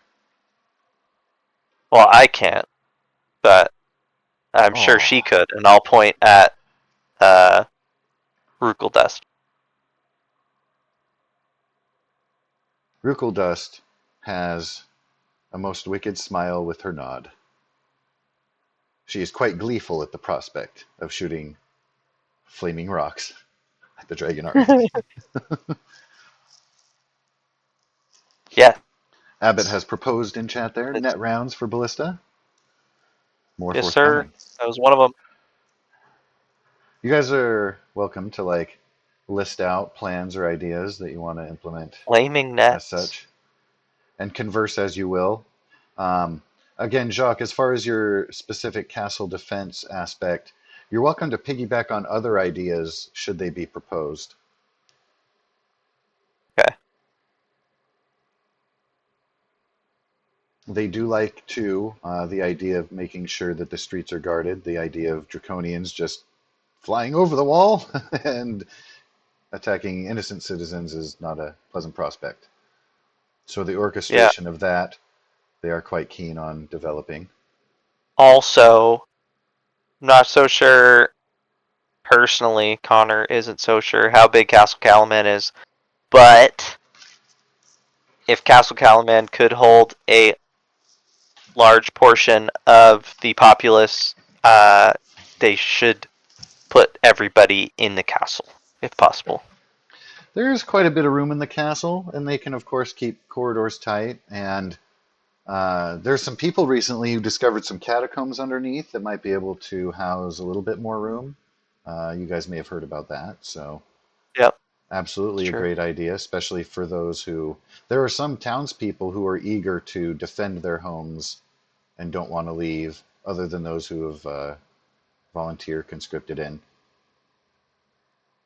Yeah, I mean like the Uh, elderly, children, like yep, that kind of thing. absolutely. Uh, Any current residents of the Silver Clan, for example. yeah, people who do not wish to fight or die, um, don't have to, kind of thing. It's like the Helm's Deep scenario where all the women and children were in the caves. Hmm.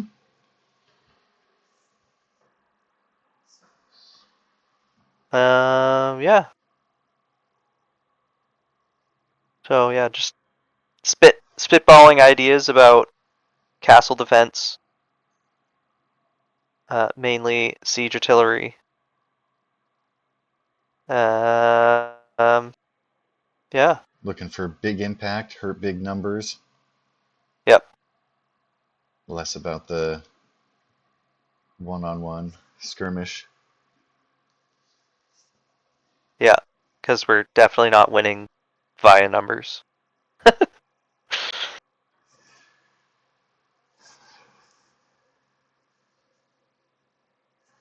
And in what ways might the allies may or may not be coming, but are there ways in which they can specifically contribute?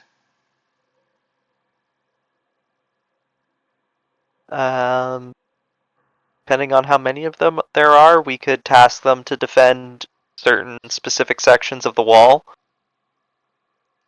That way our troops and commanders don't have to be as spread out.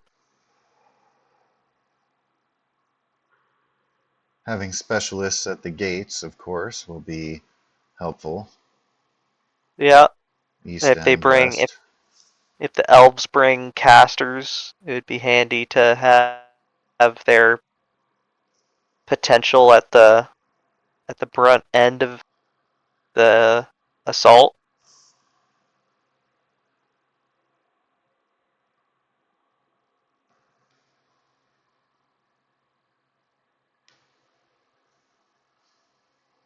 Yeah. I think we should start getting, like, right now there should be a mandate to start getting defenses ready and all hands on deck for preparing defenses or helping as far as, like, javelins or arrows or gathering oil Indeed. and maybe placing some secret little oil bombs, like, uh, outside of the walls. So when they approach Calaman, we can, maybe someone can shoot them with some fire. Outside of the walls, like you want to set Yeah, landmine yeah, kind of yes, yep. things and traps. If the people are protected or otherwise instructed to stay inside, such a thing could be employed in the streets as well, says Mrs. I don't Maloney. want to fuck up the. I don't want to fuck up the kingdom. Oh no, it'd just be the streets, not on rooftops or anything. Yeah, I'm thinking though, if we were to dig a like a shallow hole to kinda cover them like halfway and use maybe some sort of debris to blend it in with the environment, Of course. we could create large explosions.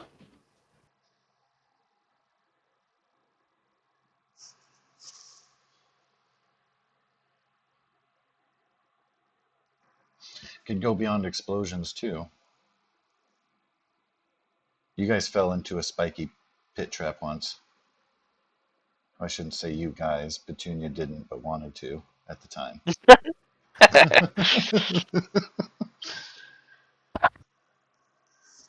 uh, yeah. Bike traps.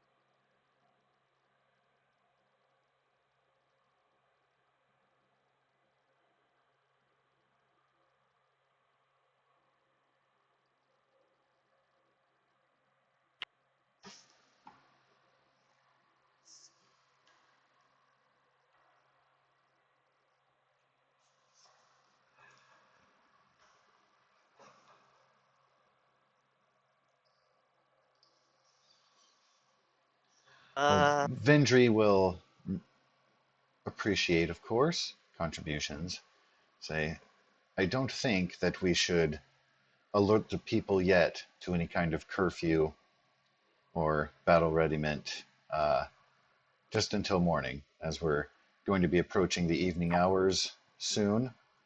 The city itself will quiet down of its own accord. That way we can introduce the new day with a new focus, start hunkering down and putting these plans into order. Sure, sounds great. No, that sounds like a good idea. That way we at least have a direction in the morning of how to direct people what to do. Yeah. Yeah. Now, Petunia.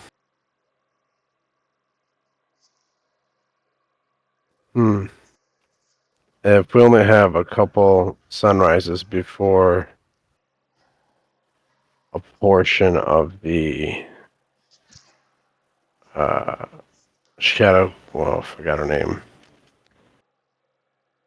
Dragon Army? Yeah, Thesis? before Takesis's a portion of Takesis's army shows up.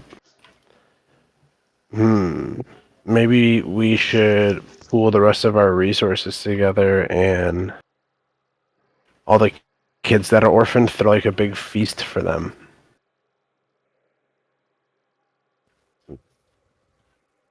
You know, for as grim as this may sound, it might be some of their last meals.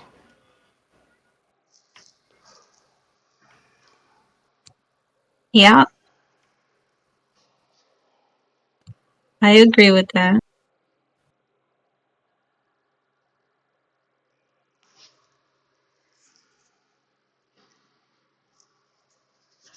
That is certainly a great plan for the evening for you guys to implement between some more calm in the storm.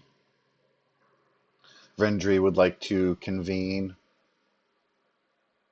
again tomorrow just to follow up, start orchestrating the defensive setup, get the details in order. They're going to do more discussing and planning here. She's going to talk with captains of the guard and the like. Start bringing it all together. She, of course, opens the floor if there are any other matters to be brought to attention, but will otherwise dismiss the gathering. Also, Kleistron, you said something about like you having Dragonels outside and ready. Like, how many? And are there riders for all of them? There's like 7, and I think I figured maybe you guys might want to try for when the Citadel gets there, but yeah, they didn't like the city though, so they kind of went out there. I get it. I get it.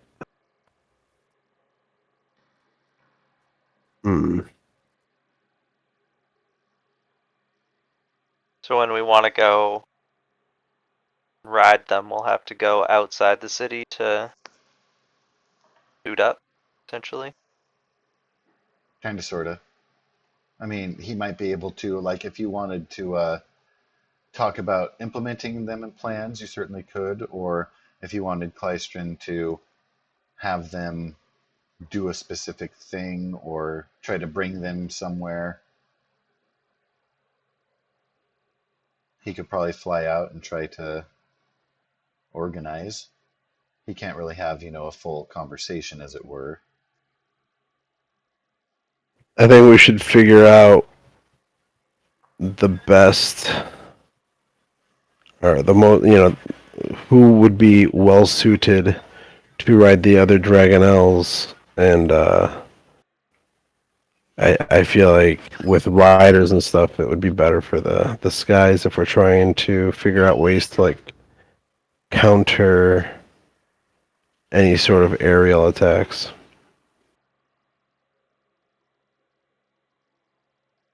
Well, feel like I'd be pretty boss on a Dragonel. And if we have to go take down the Citadel, then we're gonna need almost one for every person in the party. Dunya could turn into an eagle, but she might want to save her wild shapes for when we get to the Citadel.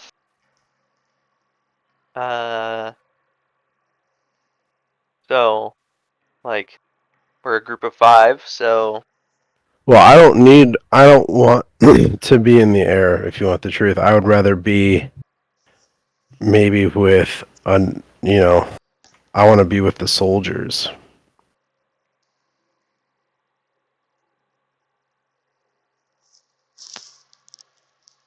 okay, so you're just gonna be on the ground, just front lines killing people. That's what I was thinking. I also think it would also, if I was with the soldiers, it would help instill a morale boost for them. Okay, timeout, out of game. So you're suggesting we split the party? That's what I heard. Yeah. He wants Yeah. to go fight the dragon army by himself while you guys might raid the Citadel. Is that what I'm Okay, gathering? that's what I'm gathering. Okay, so hold on. I thought we were waiting for the Citadel to show up. Oh We yeah, are, but yeah. once the Citadel shows up, then the army will attack us. Okay. The numbers are Okay. already massive and have taken the lands that surround Calaman. You know that their armies approach, as it were, but yeah, they're not flanking the gates or the walls just yet. Okay. The best of Yeah, their scouts believe it's a hurry up and wait situation for them as well. this siege proper has not begun. Ooh. Marshal Vendry will be most eager to implement plans involving the ships, plural. Mr. I mean, Commodore. that would be sick. I say we leave. Maybe leave Klystron and like a well-trained unit of soldiers with the Dragonels, with the soldiers to help defend Calaman, and we take the ship to the fucking Citadel. But You would the could. ship be too noticeable? It is a big old target. Like, we could have someone like Kelp attuned to Abbott's ship, and then Delamain pilot the other ship, and then we have like 2 ships kind of above Calaman on air defense. And they could do that sweeping that the Commodore has suggested. Yeah.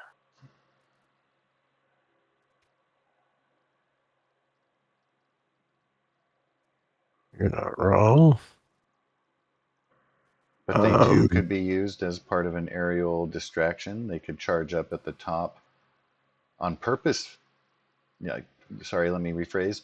Purposefully being seen to draw in some of their bigger threats or the like, assuming that it's kind of a main charge on the upper side. A ruse, if you will. But then, too, that endangers the survival of said ships and any inhabitants, because Yeah. that is a thing. I know. Yeah. The Dragonel thing. But I mean, you could always That's why. anyone plan on to a like ship, go in and then just come right back out like, oh no, this is a bad idea. Haha, they run away already. anyone on the ship could be given an airy crasher. That way, if the ship does crash or something like that, they die.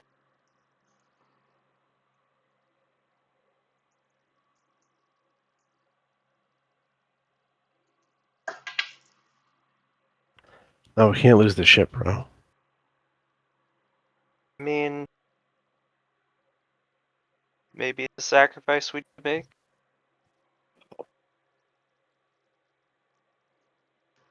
That's crazy talk, dude.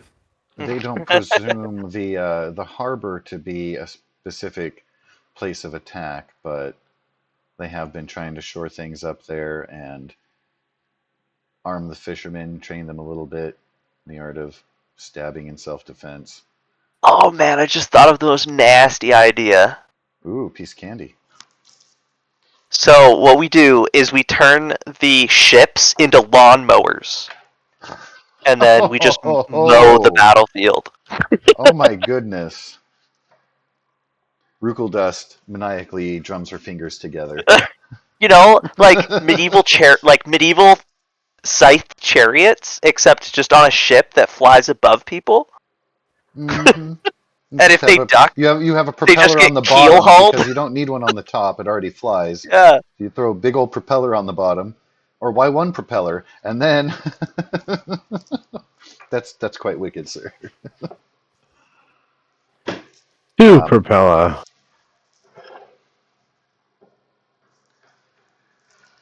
a little grizzly, Yeah. It might potentially be greatly effective. potentially, yeah. It could just get taken down really easy, but you never know. Free insight. You don't think they would expect that, that's for sure. For all that they might prepare for, probably not that. Yeah. Chances are they know that you guys have a flying ship. Yeah. Or we just build an attachment onto the ship that's like one of those push-powered lawnmowers, and you just drag it behind the ship. Oh, it's so bad. Drop anchor. Yeah. The mulching No, kind, so we can snowball I, the bits over this. I honestly don't think Jacques would come up with that idea. That's too. He doesn't even know what a lawnmower is, so it's cheating. But not necessarily. You've seen propellers. Have we? Rukel dust snake things are on propellers. Oh, true. At the very, very least, yes, that. You've seen windmills, but never used offensively. Abbott might. I don't know. A 9. Since Arno and Abbott are from Faerun, there are a large number of tinkerers and artificers and the like within that realm. Gnomish inventions and all kinds of crazy things.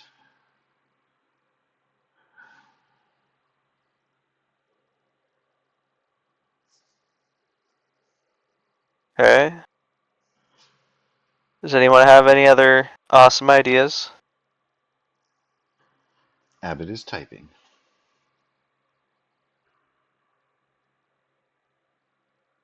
Petunia and Arno planning a feast. Mm-hmm. Augustine looking tense for battle, ready to help. I Clyston, think I think wowed. the I think the traumatized win is dropping a flying citadel on their heads. I think that's the traumatized W. Yeah, yeah. You know, just imagine the thing that you think is like the most powerful thing in your army just gets deleted out of the sky and crushes like a quarter of your army. Augustine will propose that perhaps those who can cast magic might be able to create their own horrors and nightmares for the army. Uh, he mentions that simply because he's got a thing and not a thing. I don't know what the thing is, if there is a thing with Wyhan. Oh, I see. That was all, yeah.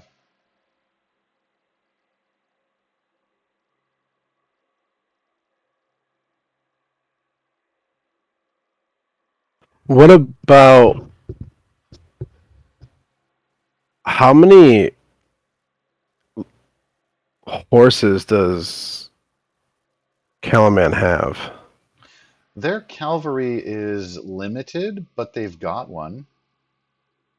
So we could also dress down the horses and all super light cavalry and equip people with like, was it heavy crossbows that, they shoot pretty far, right? And they could do some, ride bys. Having played many total war games, many total war games, archer cavalry in sieges, especially when you're defending, suck a lot because you send them out of the castle And and they then mode. that gate gets blocked and then the other gates get blocked. There's no way for them to get back in. And then they're just out there and they die or run out of ammo and then die.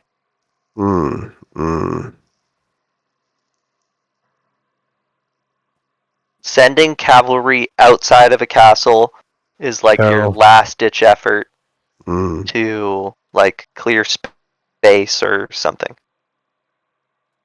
But Jacques hasn't played Total War game. He hasn't, but he is a cavalry knight, and he's trained a lot on a horse, and he knows that horses do best in an open battlefield, not in defenses of castles. Ah. And if it's a prevalent theme that exists within like a simulation, like the Total War games consistently, like they demonstrate a basic idea as such.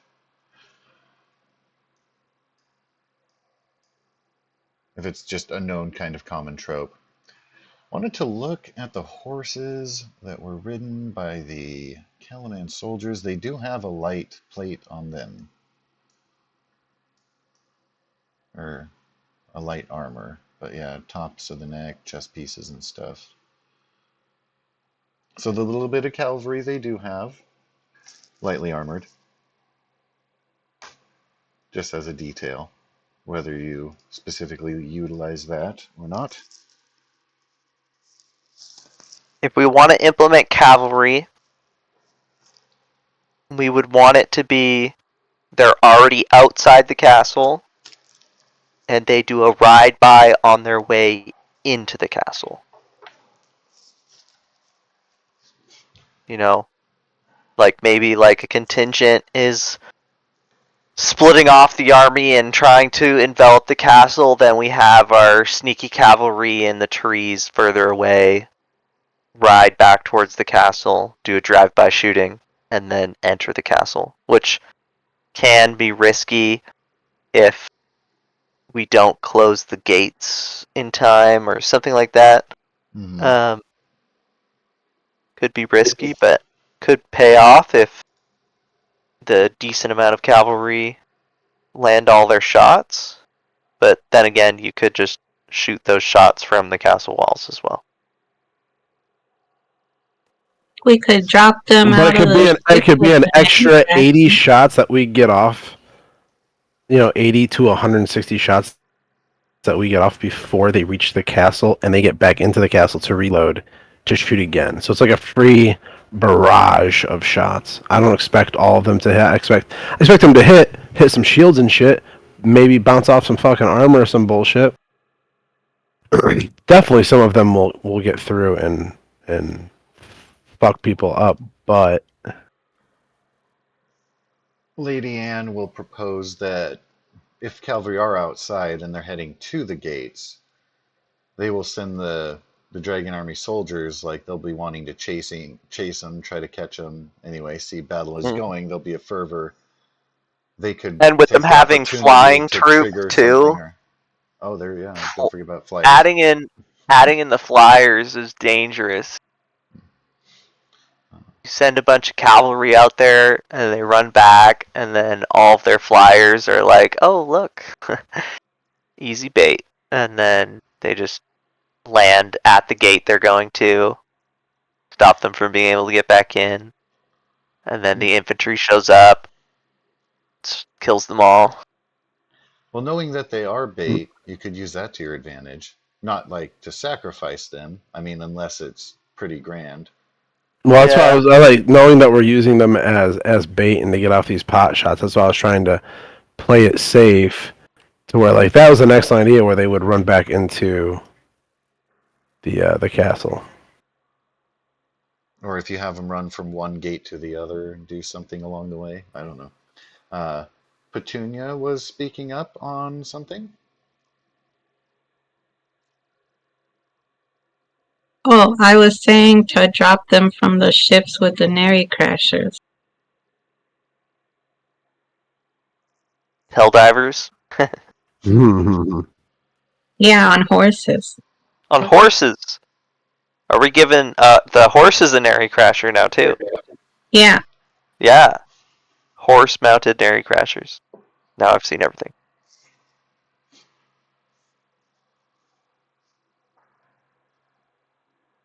Dive bomb a whole cavalry unit out of the sky. That would be epic and a little bit scary. Yeah.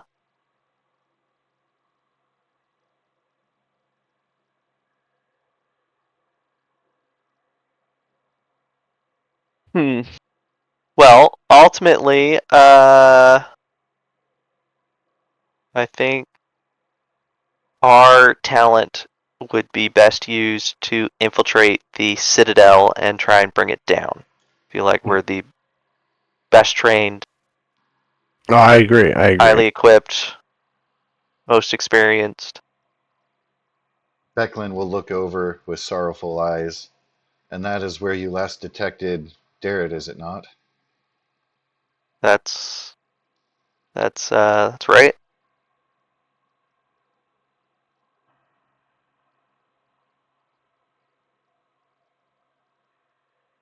Don't worry, he's fine. I feel it in my heart. Oh, believe her, she thought he was dead like 5 times. No, I'm joking. That That's messed up, consistent bro. connection. That's messed up.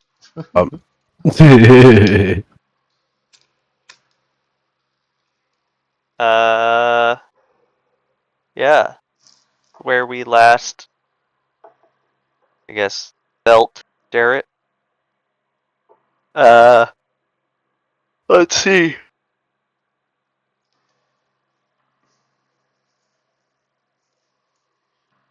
Um, hmm. I think we need to talk to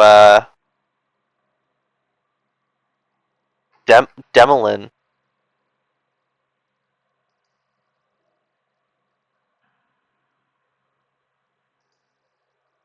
Because she probably knows how that thing's flying.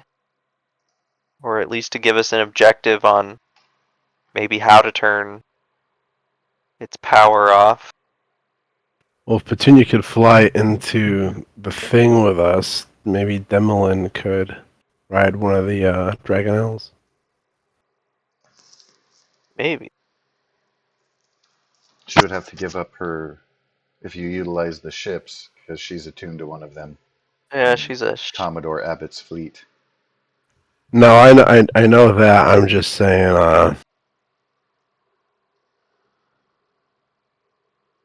I mean, yeah, you know.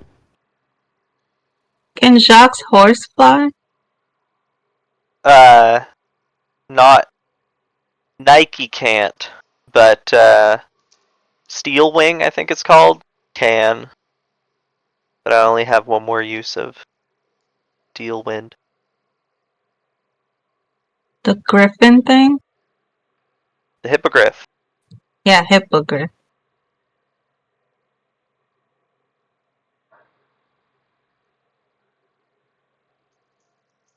And you still have 2 uses of yours, too.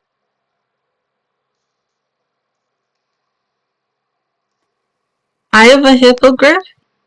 Well, I don't know if it's a Hippogriff, but you have a legendary Solamnic mount that you can use. Oh, yeah. It's like I thought it was a horse. I also thought it was a horse. Hmm.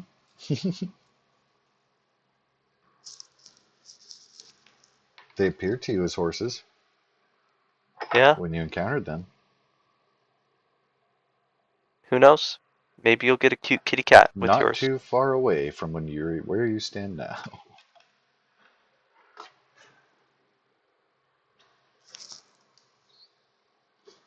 Hmm.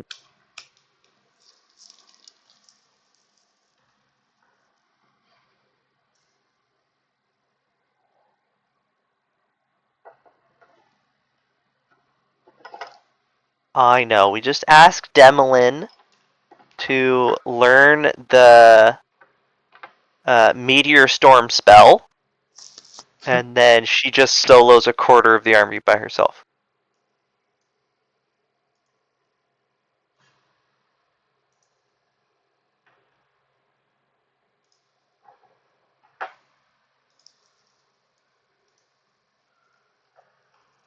That's what I have. Same. Yes, exactly that.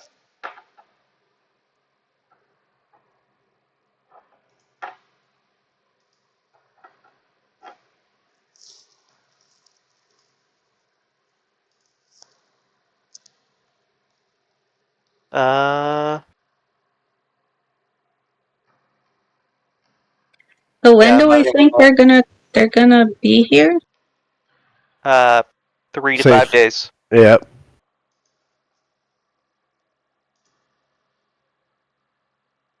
Should we roll a d4 and add like a d4 plus 2? 2.0, like Jock? And I'm gonna need Jock to roll it if it is rolled to see how many days. Oh, I see what you're saying.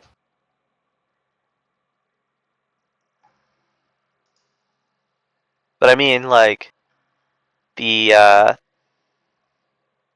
portion of the army that's coming with the Flying Citadel is like a small portion of the army, right? Doesn't sound like So it. the big portion of the army is already fully enveloped around the city. They might choose to poke us with attacks or scout us or something before the Flying Citadel shows up.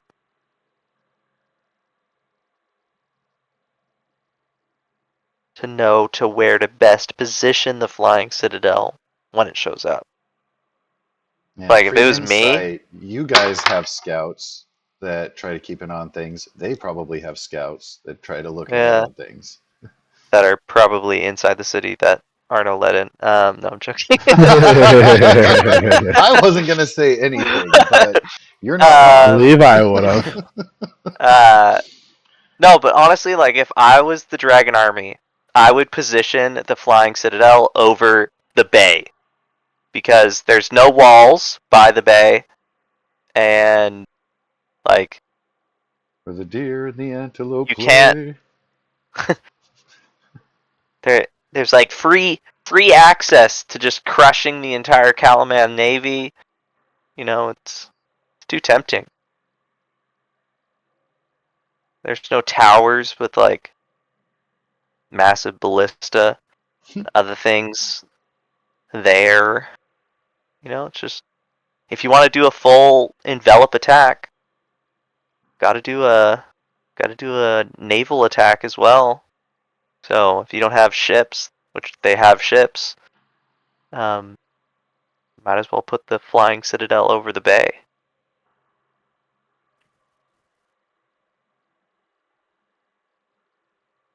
Yeah. Would highly recommend making a blockade out of all the fishing boats we have. So that way their boats can't just sail into the harbor.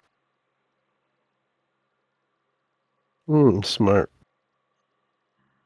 And we should probably have our 2 ships crewed and ready to defend the port.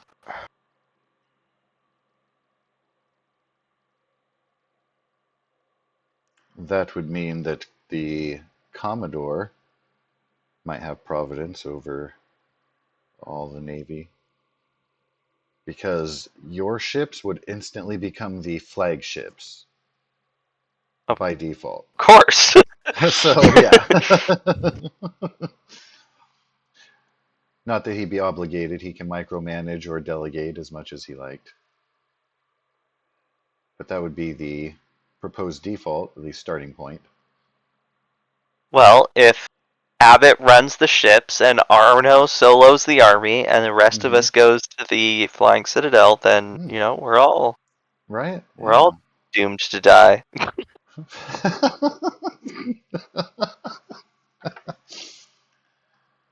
Sorry, was that a loud note?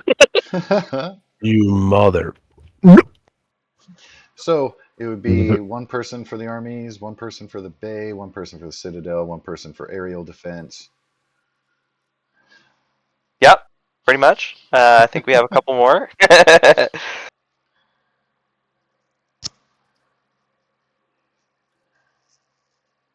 Kind of unfortunate that we can't have doppelgangers to also run these other cool positions that our characters would be great for. Out of game, if you guys wanted to get into that stuff, we totally could. Like if you wanted to have a big battle scene and play like commanders, have like units and stuff. Yeah. I vote yes. Been wanting that for like 23 years. 23 years. Well, Full disclosure, ever since I got I'll into play play Warhammer and stuff, but no, I would like definitely Exalted. dive I'm into not sure. the mass combat, and that's kind of a thing. Like if everybody would or wouldn't be entertained by that, you know what I mean? I feel like I don't have to ask Jacques because due to the many fighting or Total War games that have been played. Exalted. Yeah, it's a cool idea, but I've tried it once, and it was a bit weird. You're speaking of Exalted, Connor? No, I'm I think speaking of mass combat in Yep. 5th Oh, okay, edition. okay. Yeah, it was with Levi's campaign that I played with me and my friends, and we were defending a city. That sounds familiar. And yeah, it was essentially just like a bunch of brainstorming, coming up with ideas, and then executing those ideas and seeing how well you did. And then when like the actual like quote unquote mass combat started, you had like groups of soldiers that each had like kind of like a I forget what it's called. Not a unit DC. or How do you tell the strength of a enemy in 5th edition? It's CR. CR, yeah. So each like unit that you had a CR and like an initiative, and then like a health pool and a base damage value or something like that. And then depending on how good or bad the unit is, those things varied. And then when you started combat, it was essentially like everything rolled initiative, and then based on like how well trained and armored and skilled they were, they got bonuses to their like attack position. And then you just rolled your dice, and then you just counted hits, kind of thing. And like each unit could take a certain amount of hits, based off of how well trained they were and stuff like that, before they would either rout or just die. And it was interesting, but it didn't really work out as well as I think Levi hoped for. Because like you only use it once, and you have to learn this system, and it's clunky. Takes a while to learn. I'm happy that you said that because I get it. Like, yeah, now that you said that, it does sound like a bad idea.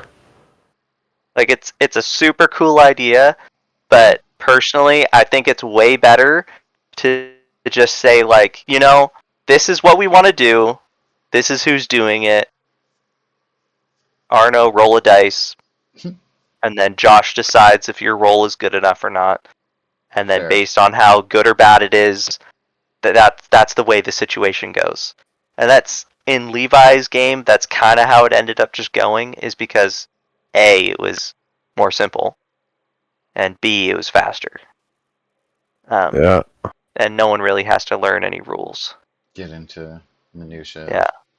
So like, there was this one idea. I was like, you know, we were defending the walls at the bay, at like the port. And I was like, okay, well, there's got to be like port cranes, right? And he was like, yeah, there's port cranes. And I was like, okay, well, I'm gonna load up these port cranes with like a bunch of heavy stuff, and then I'm just gonna continually drop and raise the load onto people trying to scale the walls. You know, like you move the port crane around, and then you just smash the people on the walls, kind of thing. And he was like, okay, well, see how it goes. And I rolled, and then he was like, okay, well, you know, your strategy works, but people jump on the port crane and start climbing the rope or whatever. So, or like, there was this one where we could just determine how many soldiers in a hole that we have, like how many units or whatever, and then if we win, we could just roll a dice of 1 to 500 soldiers or whatever, and whatever number that comes up as, that's how many people fucking died. yeah, and that's kind of how we did it. Yeah. I feel like that would be. It's just more simplified. Yeah. Right. But Because we're not gonna win this war without losing people. That's like correct. Clearly. However, Jacques personally thinks that our talents would be better used taking down the biggest threat than micromanaging units. correct. I agree. Marshall Vindry would Even though as agree cool, simply that the heroes of Vogler's focus might be the largest threat, them being the most capable and blessed, apparently, by the divine. yeah. Even though I think it would be super fun to like run a siege. Well, that's why it's up there. It's totally optional. I'll have fun either way, so it's on you guys. If it would be enjoyed, go for it. If not, then it won't happen. I don't feel like that's a spoiler, if you will. It's kind of like a, you know what I mean? So I don't mind having this discussion. If you want, Is it still can you pending? pull up the can you pull up the Calaman map? Absolutely.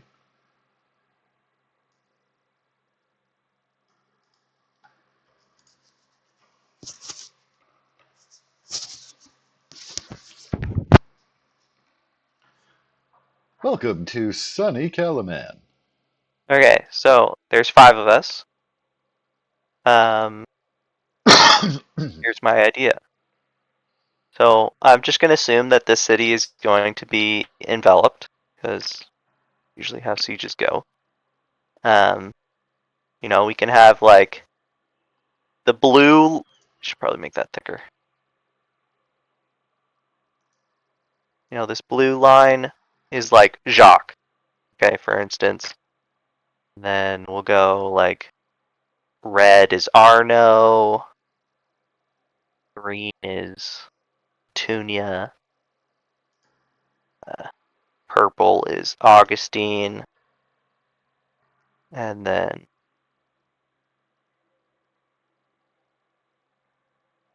black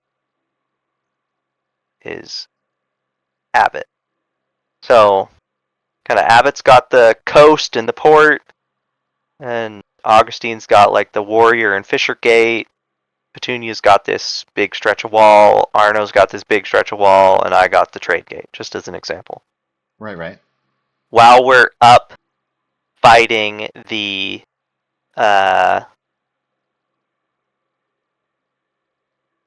whatever it's called, if you will, the Bastion of Takesis, we can each roll for our like perspective portion of the defense, quote unquote our perspective portion. Right, right.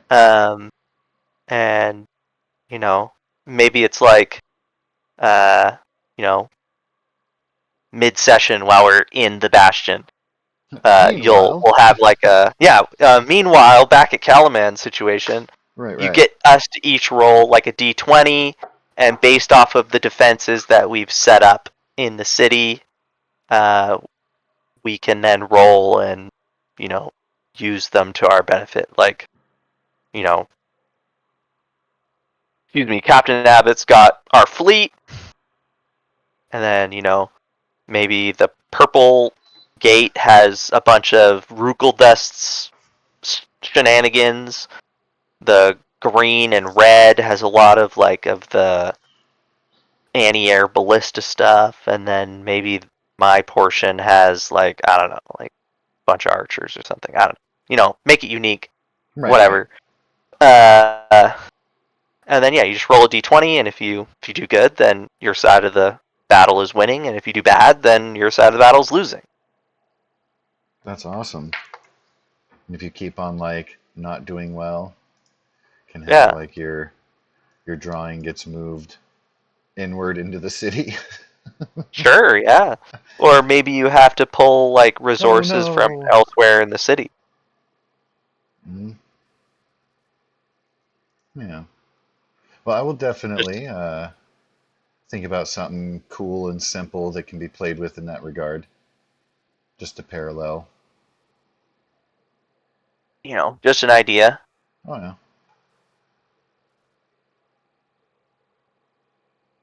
That way we can, do a little bit of the siege, but also do the hero's work. Mm.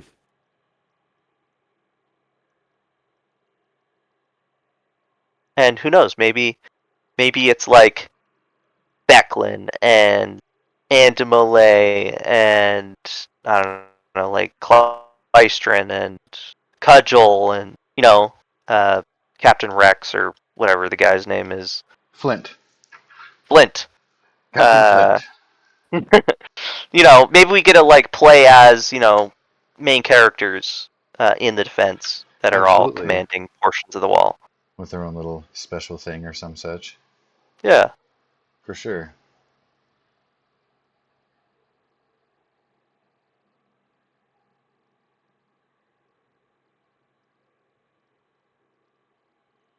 Alrighty. Well, all of that being well and good to be developed for impending doom scenarios. Mm. So fun. In the meanwhile, Petunia and Arno are thinking about gathering a little bit of a feast for the forlorn and the orphans, just those who are, as such, kind of surviving on the streets and without others. Uh, with them interested in developing and getting that organized, what will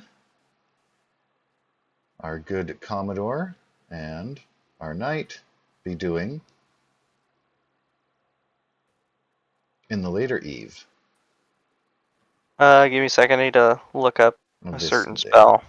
Ooh, okay. See what level it is. Oh. Are you sure we can't level up? There's another spell I want to use. um. According to my notes, it looks like you've not had time to reflect on further accomplishments to Yeah, we provide haven't. insight. Uh. Yeah. No, I don't know. I'll do some performing at the feast.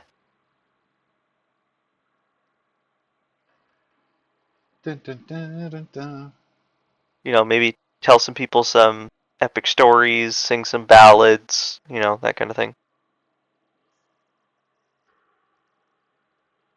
A most festive little thing there. Surprising, but inspirational for the people who, again, feeling doom on its way. Uplift some spirits. Remind them what they're fighting for. Survival. And freedom. And democracy. Managed democracy. Liberty. Truth, So, justice, the Ancelon way. Prove to yourself that you have the strength and the courage to be free. Join the Helldivers. Wah wah wah wah wah wah. it's so good. I love that.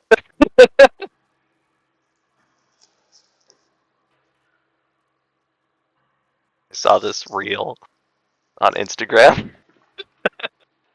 And there's this girl, and she's just like, men with no hose. Where are you?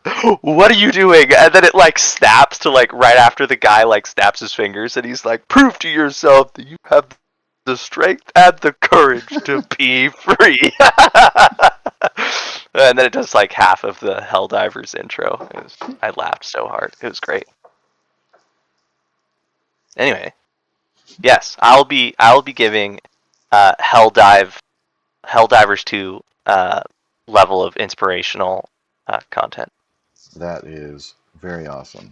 There are, of course, two guards that will be on patrol and stuff, so you'll catch some happy onlookers and people sharing touching looks. Good stuff. Maybe you make a performance roll. I absolutely will. Okay. There, of course, will be some time in preparation and the like, but were you, as far as there is, they do want to discuss follow up in the following day, if you would like to be dismissed from the meeting and go about the rest of your evening.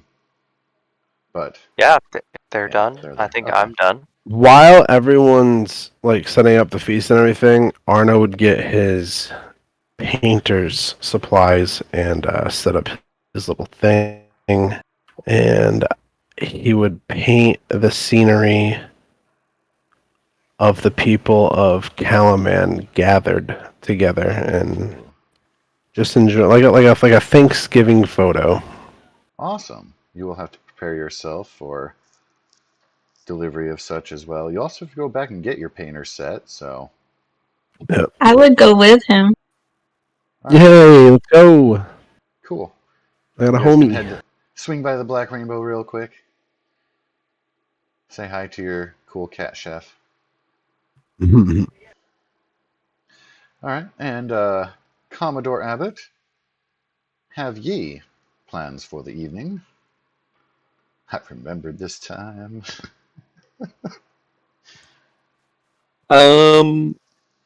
I think I'm just gonna be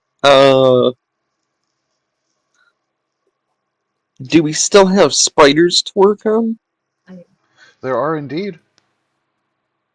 There are some plans on implementing them in different ways, maybe delivering different effects besides just healing. But there's lots of all the way up from assembly to implementation of unique designs. Ooh. You would Eventually absolutely I be wanna get welcome to join Rukeldust and Than as they conceive weapons of death. I mean, harmony for Calaman.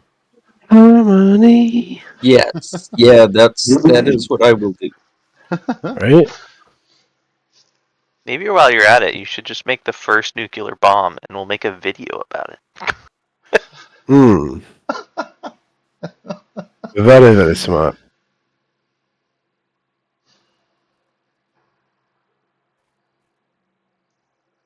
Well, it's a pretty incredible thing that you guys are planning to present for these fine people. Try. Plans being made. And I saw Petunia move her token there. Um, Petunia, so you wanted to kind of host that in the market? That makes sense. Central gathering, etc. And also where Yeah. those might linger in the later eve to pick up scraps and the like, or just otherwise be open place. Ooh, guidance. That's 19 for my inspirational singing and speech performances.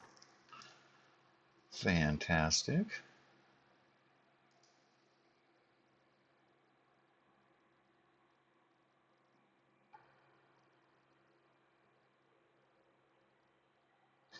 With your performance, is there a specific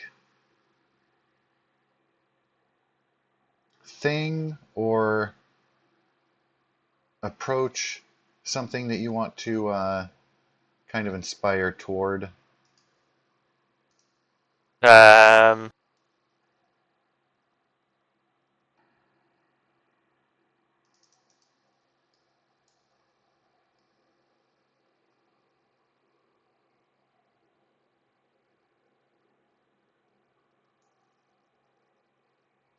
think the main goal for the performance is to get people's mind off of, death and looming destruction.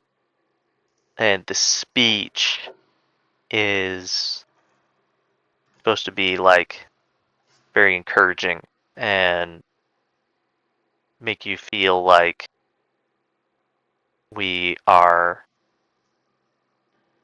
prepared and able to win.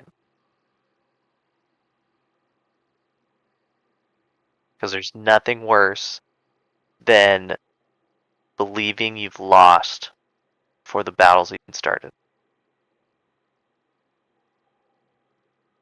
Going back to Total War references, I've played battles that I should have lost, but have won because I knew that if I, personally played the battle and came up with a baller strategy, I could win.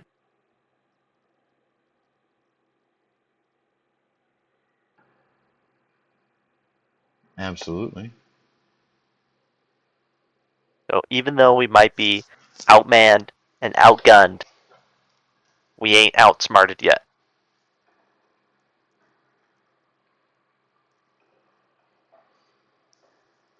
And of course, people backed into a corner defending that or who or both of which they love can be quite ferocious, as opposed to people just coming in to raid and plunder. Their motivation's a little stronger. And you are helping, of course, to reinforce that.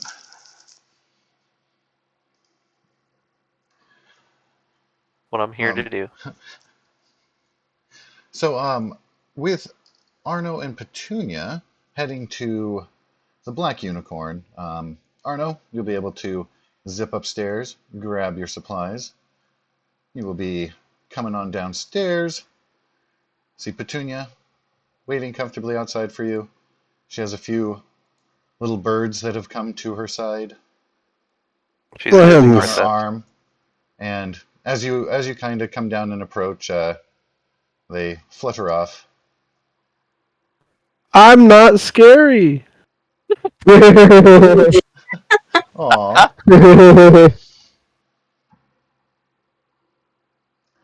So, That as the voice two of reminded me of you, the sorry, go ahead. bad lip reading. I was just saying, Ray's voice right there reminded me of the bad lip reading Oh. voice.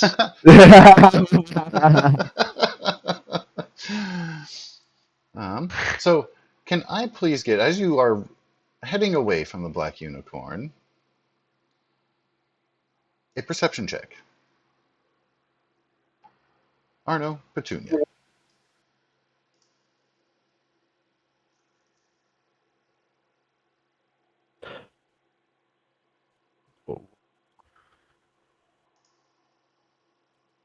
What is going on?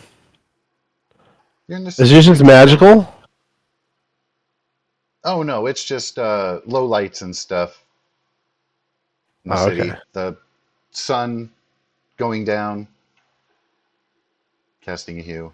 It's nothing strange or weird going on or different. The sun is the sunset is very magical.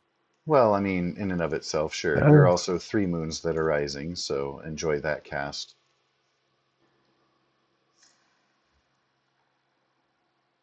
in their various ways. Oh, you asked for a perception check? I sure did. I'm trying. City Why are is we Hey, in the look red light at that! district? getting That's quieter, hilarious! darker. You are. It is. It's a district of Is this where fun. Yhead's house is? Wooka chicka. Where's Augustine when you need him? Oh, what would he have said?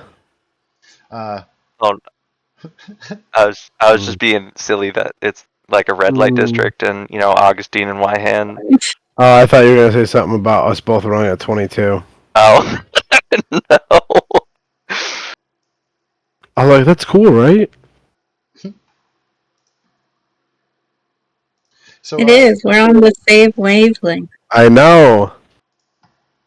Kismet. Well, immediately, both of you will hear a little bit of a sound. And again, the street's mostly devoid of traffic and kind of by yourselves the evening. You've drawn people who are out and awake with music and festivity to the market area. And in the din of the quiet, strange noise coming from your perspective to the right near a house.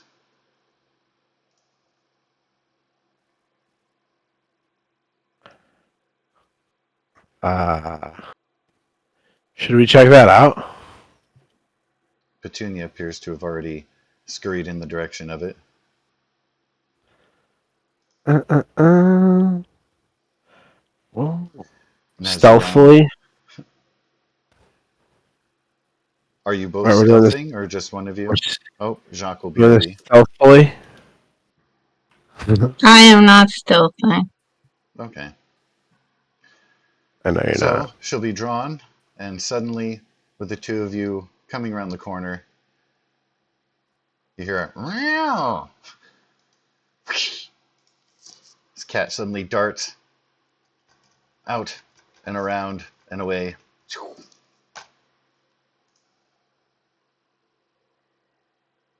Can I please get another perception check? Kitty! Another one? See, per favor.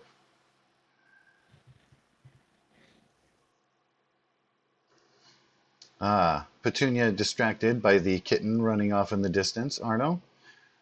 Mm-hmm. Because you're now on alert, startled by the kitten, keen eyes looking about, you see a figure in the shadows by the corner of this other house across the street.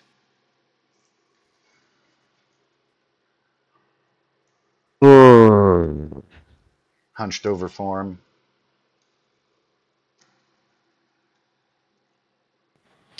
I will follow the kitty. What are you doing over there, my man? Are you yelling that across the street, or are you approaching? Or Yeah, I mean, I'll approach and I'll speak out to him. And if he darts, I'm ready to take off after him. I should mention that. Meh, I'm just looking for something to eat. Please, I don't mean any harm. He's holding his Huh. hands up defensively and shying away, cowering a bit. You can see that he was rummaging through their garbage.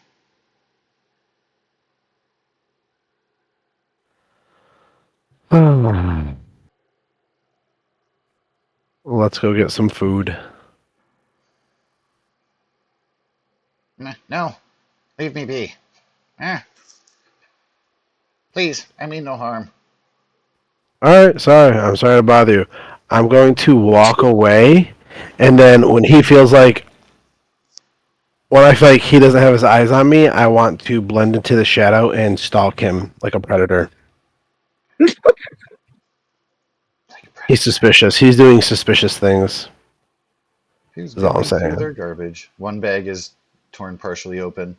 You see he had dropped a mostly eaten apple core on the ground when he kind of scurried away from you. Suspicious activity.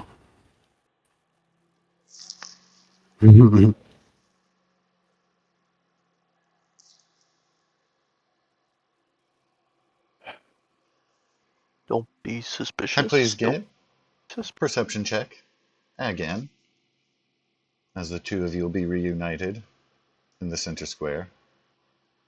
Unfortunately, the cat and the poor man scavenging disappeared into the night. Well, fuck that dude. He's gonna be the reason fucking people die for some reason. Something bad's gonna. That dude. I should have arrested him. Arrested him. Yeah, The cat was causing a disturbance too. Matt. That thing was cute though. He was scary. I offered him food because he said, he looked hungry, Mm-hmm. and then he was like, "Nah, leave me alone," and that's weird. I mean, maybe. But you're green. Yeah. Because I'm green, isn't it? Yeah, for real. Racist.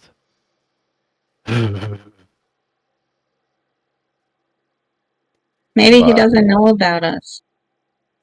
Yeah, probably not. I mean, he obviously he knows about me.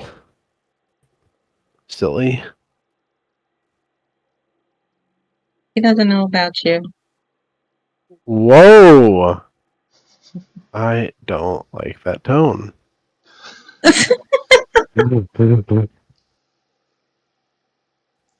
He doesn't know how nice you are. That's what I was It's thinking. true. All right, so you will hear distant down the road another disturbance. Your keen ears pick up. It kind of sounded like a scream, but was kind of cut off.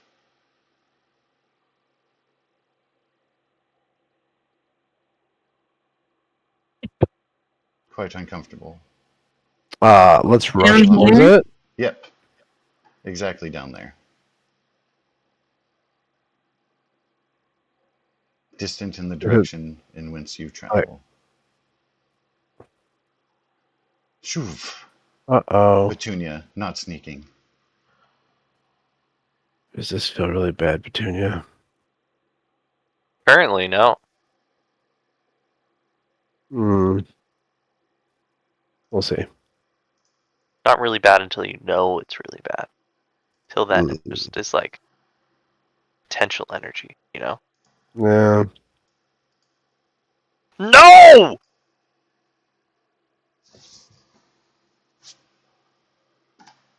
Who's this loser? A talent Arno. center? Oh, is Fisk dead? Petunia has charged on ahead of Arno. He comes rounding the bend. You see Petunia moving forward towards a man much larger than her, heavily muscled, eyes glowing. Is it just me, or is Petunia and this talent guy's token massive? They are. I am a massive person. It's a massive lady. Massive Arno. personality.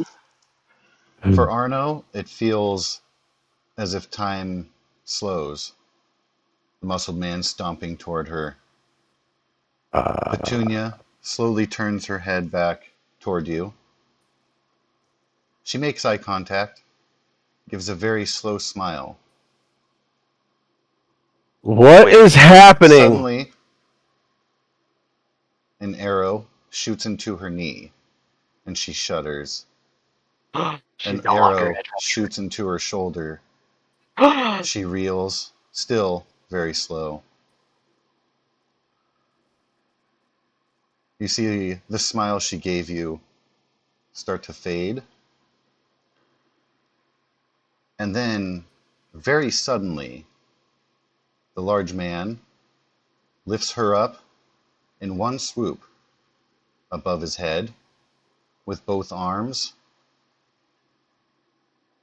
flexes, growls, pulls his arms to his side. as Petunia is torn asunder. What the quack? He hurls the the halves left to Petunia, the top half flying, tumbling, dropping, suddenly Is still this? in front Uh, of Arno, her eyes looking up at you now. is this a Slowly, hallucination? Better be. What the heck? Yeah. Lee. What is going on? I don't know. But this guy with the bow looks sick. Who is that? Uh, Who's this other guy? Who's this flame dude? Did we meet him? Is this Ben's character? oh my god.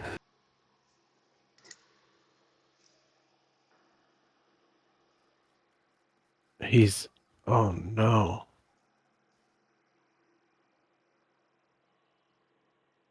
So I can run? Arno Stone, your friend Petunia, no longer breathes. You see carnage around you, Where is but this? it's faded.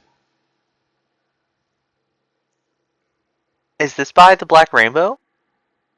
This is by Calaman on the way back from Castle the Calman. rainbow, swooping around, and then, yeah. There are bodies whose faces you'll recognize, Yeah, but there's Mayor the one Raven before your feet, and Fisk. of course, Yeah. her last words, flee.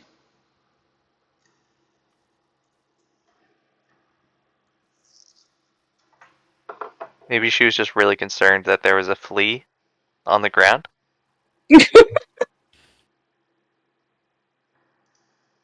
Hey, there's a third one. Where's the third one? I can't see him. I'll guess I'll run. I'll take off. I'll do Petunia, as are she you leaving said. us? What's going on? I will flee. Who's this? Who's this Talon center and Talon right? Where's the Talon left? That's what bothers me. It's in the shadows. Yeah, somewhere. He looks like a shadowy guy. He just killed Mayor Raven. What the heck? This is. This is where we will be ending our session this evening. No, there's like an hour left. What the heck? Too funny. Well, wanted to leave open a little bit of room. I'm not here next week or the week after that. Can't just stop now. Oh, really? You're not here? Those what? Why? I leave to go on vacation to Arizona on that Tuesday. And then I don't get back until the 21st. So I'll be driving on the 12th and the 19th. Wow, bro. I know, right? That's dumb. You're gonna come down by Josh and me. Yeah, I'll actually be driving through California. Oh, that's No pretty way. sick. By what Yeah. route? Well, Washington, Oregon, then California.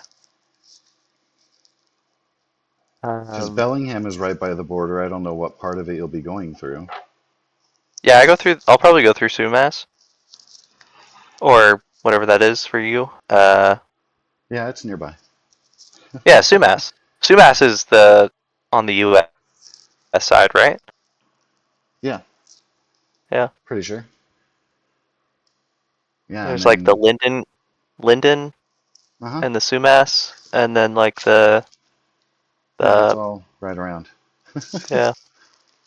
Yeah, and then Dooney's and Kelly. Way on down south. I don't know any further details. That's her providence, but somewhere Yeah, I am around there.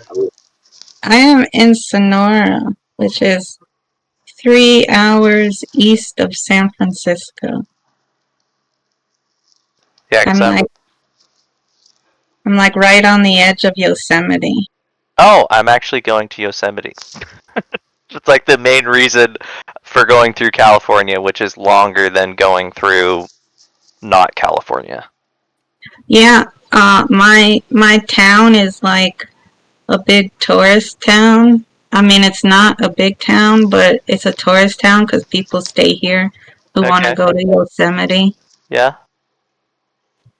Sonora and Cool. Twain Harte is the the two towns here that people stay.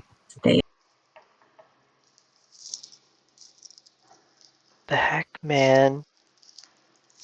Ray, you're just running away? The flip. I'm actually really confused on what to do, to be honest.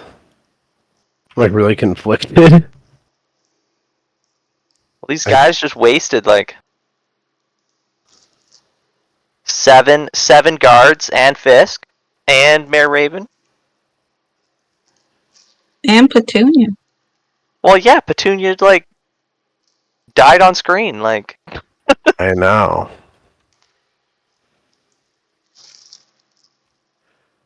Okay, yeah, but we're fuck it. only. Well, Fuck it. that is I'm for charging. I'm that is for Dooney to yeah, share. charging or whatever. You, What the heck? Okay. Okay. you're Pause. making me say against all my. Well, I don't know what to do. Okay. Pause. Pause. Pause. Time out. Time out. This is crazy. Okay. Dooney, I need to know. What are you doing? Are you continuing to play? Are you not playing? Are you going to be playing? Gotta give me some information here. No spoilers. No spoilers! Oh no, this is your opportunity to spoil. You just died! I'm leaving. You're leaving! Okay.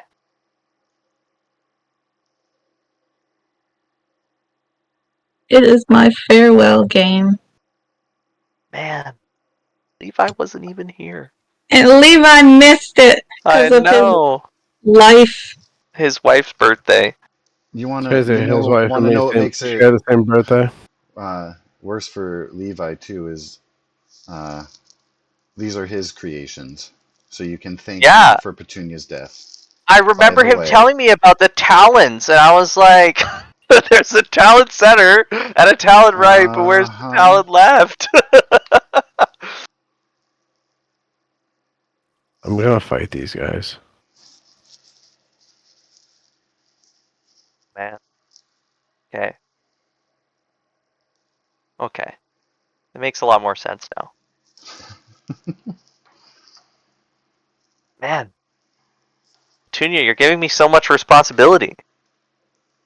I now have to use my candle. What What does the candle do again? So, it allows me to cast all my first level spells for free when it's lit. Oh, yeah. But it also allows me to cast the gate spell the first time that I light it.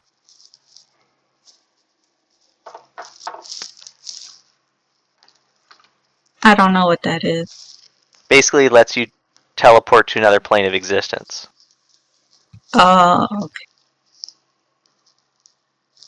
Oh, Yeah. whoa. So I was hoping that I could have piggybacked off of your healing abilities and then been a sick bro and let Arno and Arno and Abbott go home. Now I don't think I'll be able to do that. Ah, okay.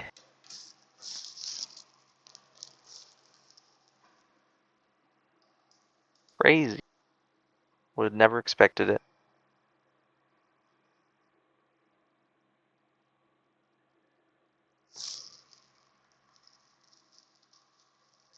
I I gotta take a picture. Tell Levi. Do what you must. Yeah, I was gonna ask if Levi should be told in advance or told in recap, but I don't know. It'll be hard to hold for the week. I almost told him not to miss tonight. It was really hard not to. Like, Me too.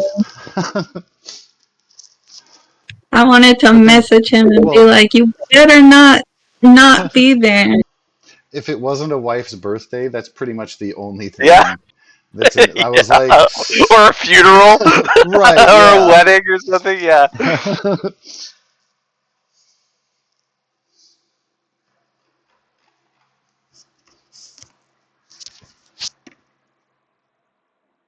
How old is his wife? She. I think I told her she turned 23 today or 24 or something. No. She's like 20. Oh, she was 29? yeah, she was happy I said it. She's like, "Thank you." Oh, he just read it. Oh, so you're texting him, so he's just like chilling with the wife, watching like Glee or something, and then like looks at his phone. What? Well, I'm Levi's best friend, so I'm allowed to text him. Oh, Wow. absolutely. Do you get read receipts? Like, Read receipts? yeah, sometimes if you send a text message, it'll say this message has been read or sent or delivered or Oh, whatever. yeah. Yeah, I got that. Miguel.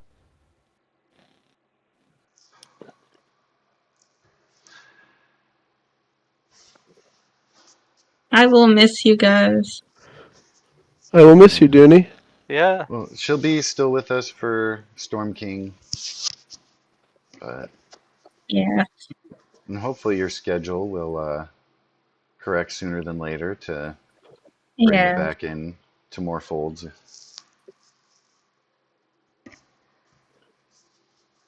Shoot. In the Fallout game, she just like people were taking too long talking about stuff, and she's just like, "All right, well, I'm going to take these two idiots I have chained, and we're getting out of here." And she just left. This one, however, I was like, "Well, you can't just do that."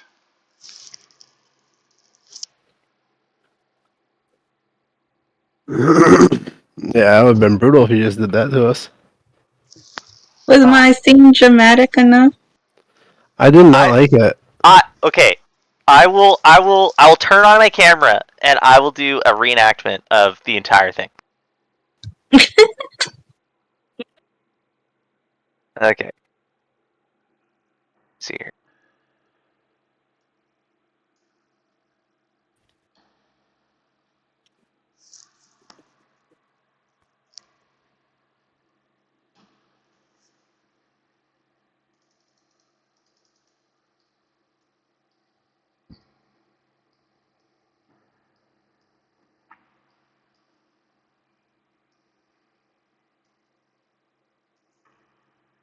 Discord, why are you so slow? Let me have a drink before you do the scene. Okay. Did Josh fall asleep?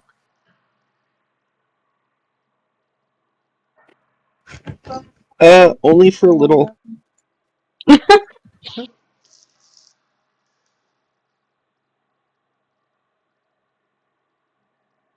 Okay, it's working now. Maybe. Hey, all right, there you are. Yeah. Oh, and it switches, so it has Ray on by default, but then when you talk, it switches over to your screen, at least on mine. Oh, I have everyone's like screen. I can see them all at the same time. Yeah, I never set up because I usually hover in the chat to look at memes. Ah, Never yeah. open like the multi-screen. There we go. Perfect.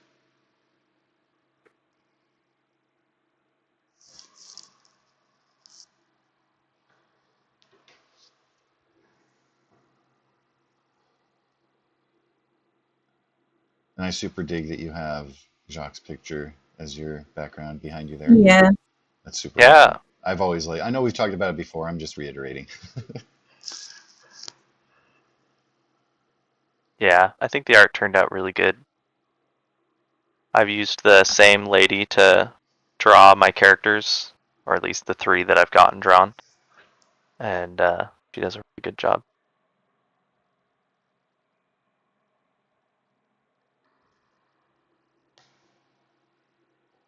I think Ray was waiting on commissioned art. Not 100 on that, but I thought so. Not gonna lie,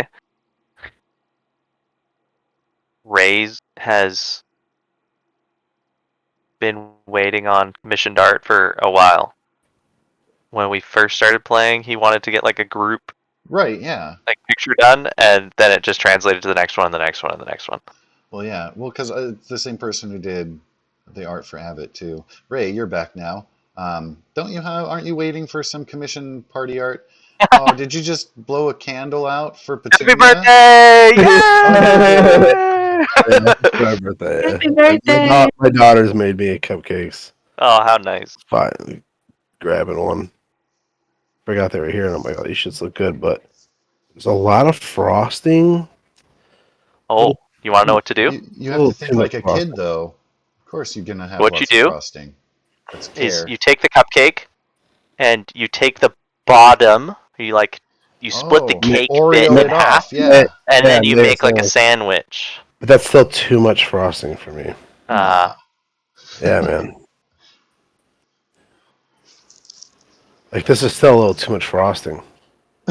oh, you think? No way. Yeah, No for way. real. Yeah. Oh man, you should go have some cupcakes at Tracy Cakes. No. Like, there's like legit like 2 inches of frosting I'd be on like, top of their can you cupcakes. scoop fucking, I want 90% of that gone. I want this. I want it to look like nothing. Barely No anything. sweet Yeah. tooth. Just a Mhm. little bit of icing on the top. Mm-hmm. Okay. So here's my mind, okay? Alright, so I'm looking at this picture. The first one that he had. I was like, okay, this is a little sus, but I'm gonna make a joke about it being a red light district, even though it looks like low-key creepy. Right, right. And then there's also like the creepy docks with like the red moon, and then like again like red torches in like the roads and the street or whatever. And then he opens up this like battle map, and I'm seeing like all of these like dead Calaman soldiers, and the Talon Center is like huge, and like Mayor Raven's dead, and I'm like, what is going on here? And then I thought I the like fucking scroll homeless guy over. drugged me or something. Yeah, I thought I was in a hallucination trip or some shit, dude. That's what was going through my head. I was like, am I on LSD?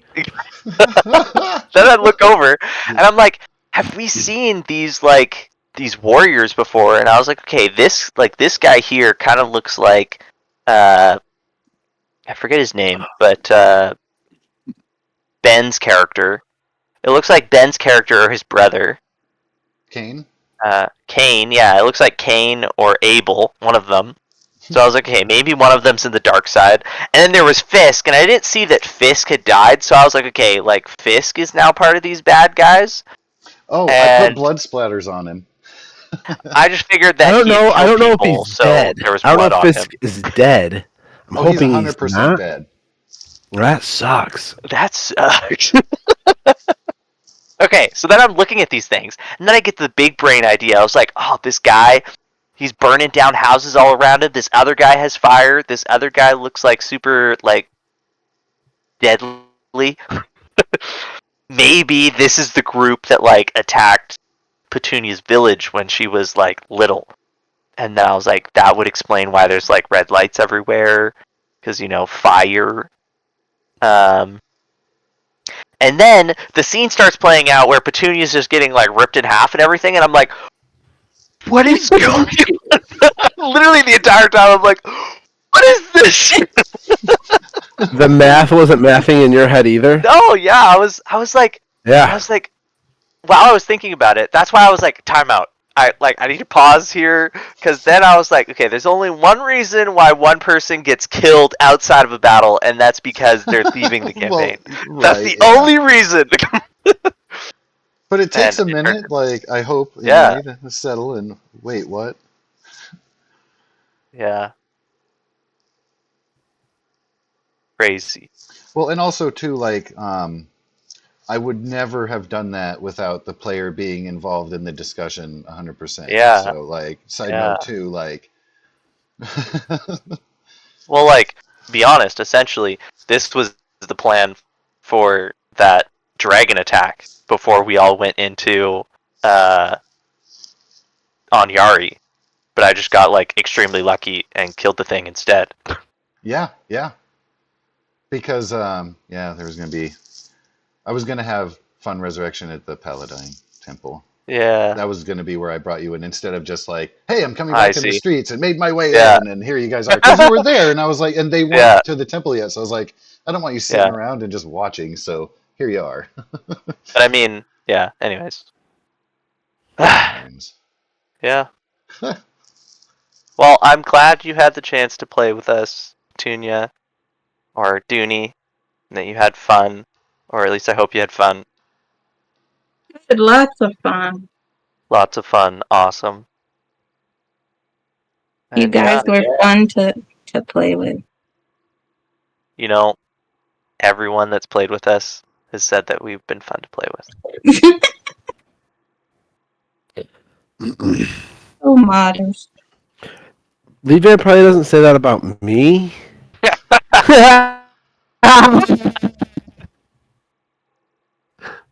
Yeah. uh, Man, that was so gruesome though. What the heck? um, Again, I wouldn't have said anything with that 100% like. That was crazy. So actually, I said, I wanted Dooney to narrate it. yeah, but I'm not good at that stuff. I had to push through it so that I didn't get choked up. that was a emotional demo for me. Achievement unlocked. Yeah, for real. I was going for max trauma for Arno.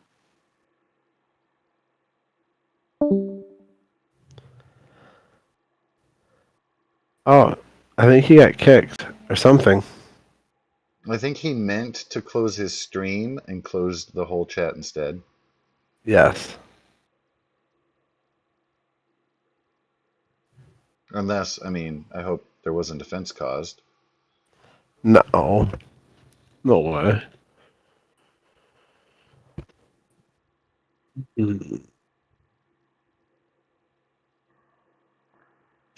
Maybe Discord friends.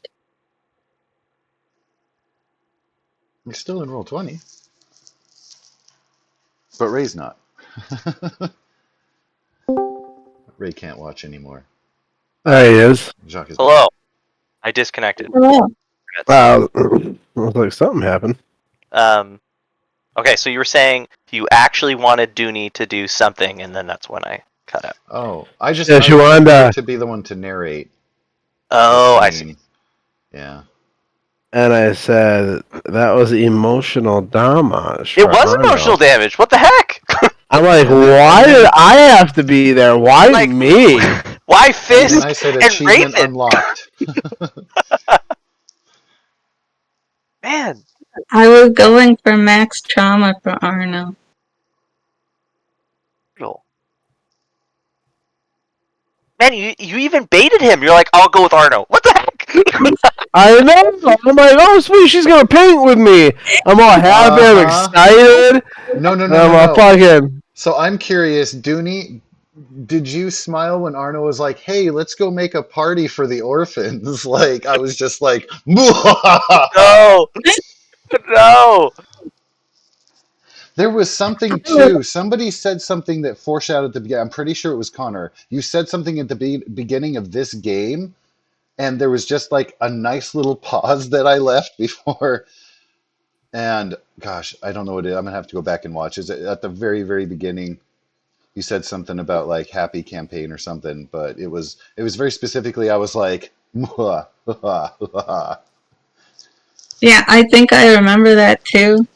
And I was just like, hurry up. I wanted the session to end so that I could die already. Oh no.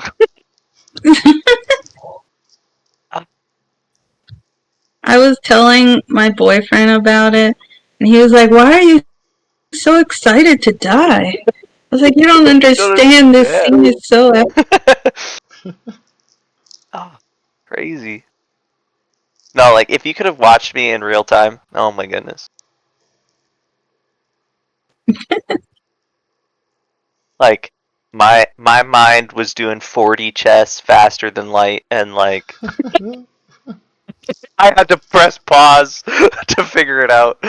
I'll be right there with you.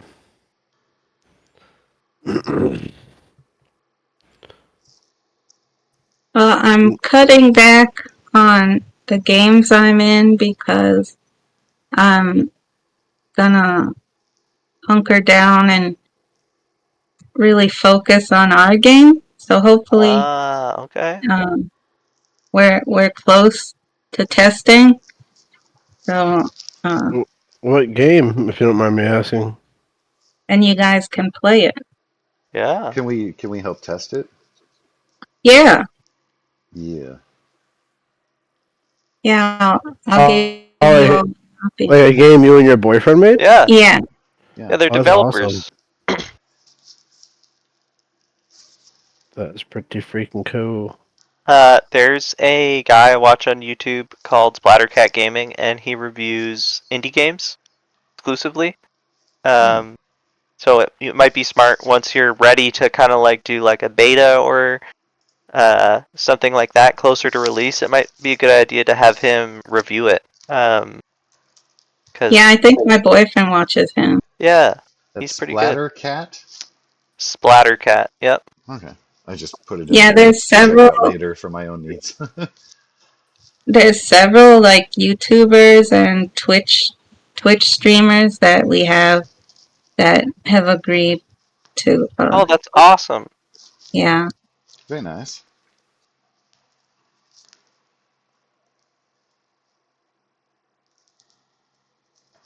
So now we just gotta finish it. Cool. I cannot wait to get my dice. Yeah, what was the thing with that? Because I saw in the chat you've been waiting a slice of forever for that too. Weren't you wanting to get those when we started like Storm King's Thunder or something like that? Dude, when we started Icewind Dale. Icewind Dale. Yeah. Because I remember it was like ages ago that you were talking about that to me. Didn't you see when I ordered those? No, I mean, I looked, but I didn't it see said the order date. April 4th, 2021. 2021. And the estimated delivery date was March of 2022, which was a year. I'm like, we'll be playing Storm Kings by then. So I'll have the dice for Storm Kings. But then like Oh. COVID happened, which is the same thing that happened to me with Divinity, and then it got like super delayed. Oh, yeah, I think that was. I was in the Discord. I'm in their Discord. And I'm pretty sure that was shit was talked about. And I'm like, fucking sissies. Yeah, that's crazy though. Super cool. Yeah, I can't wait, dude. I'm so excited.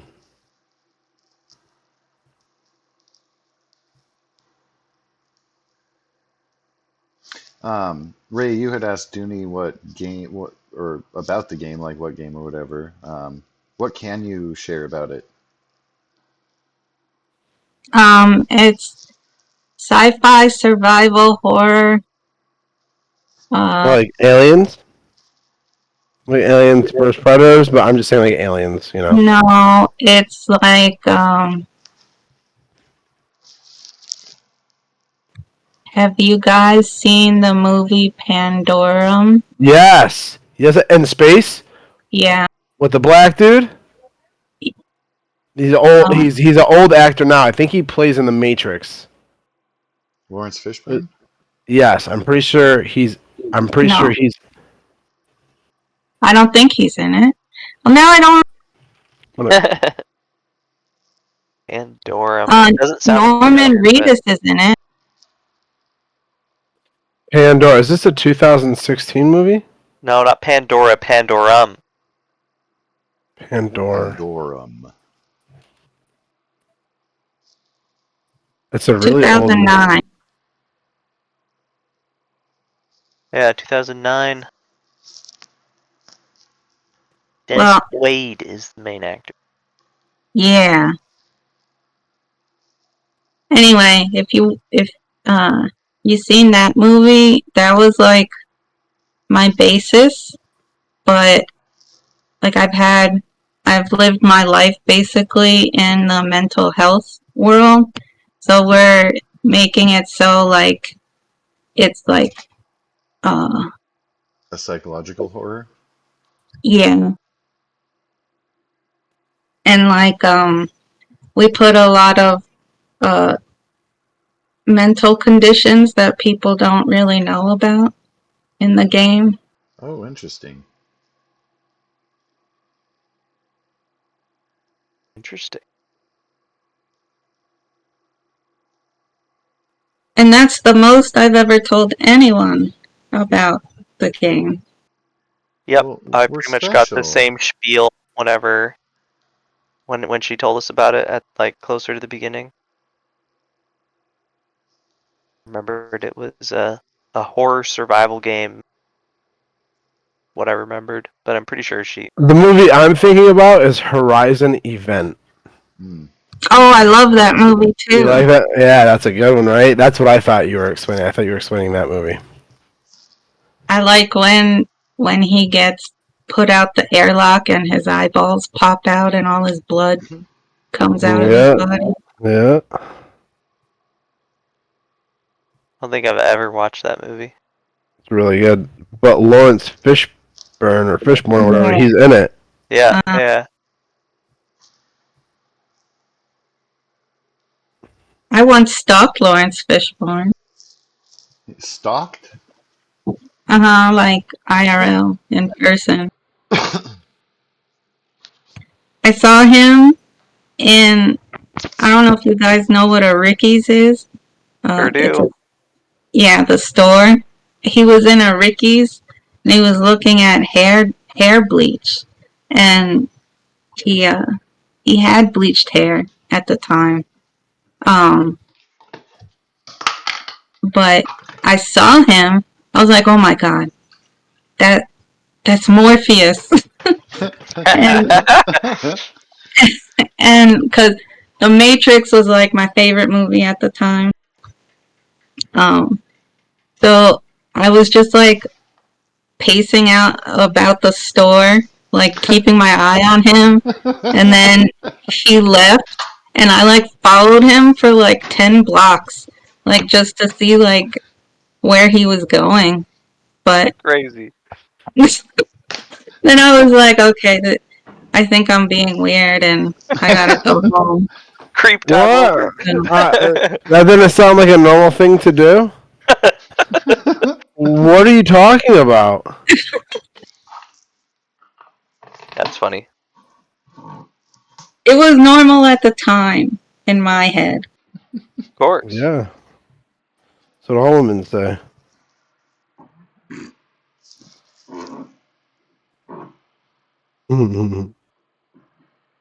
Notice there's none present in the room when you said that. And you don't think you'll come back and before we finish Dragonlance? Well, we're thinking that it'll be like 3 months until we can start testing, or like a Oh, month okay. and a half. Yeah. Yeah, And we'll be then done by then, I think. and then we'll be testing for like the next 3 months after that. Um, so we'll be like focused on bug testing and stuff.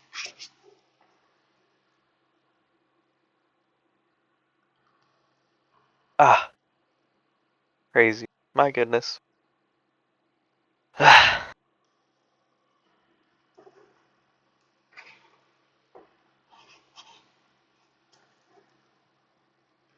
Man, I remember Levi telling me about these guys, but I don't remember a whole bunch about them. Well, that's good.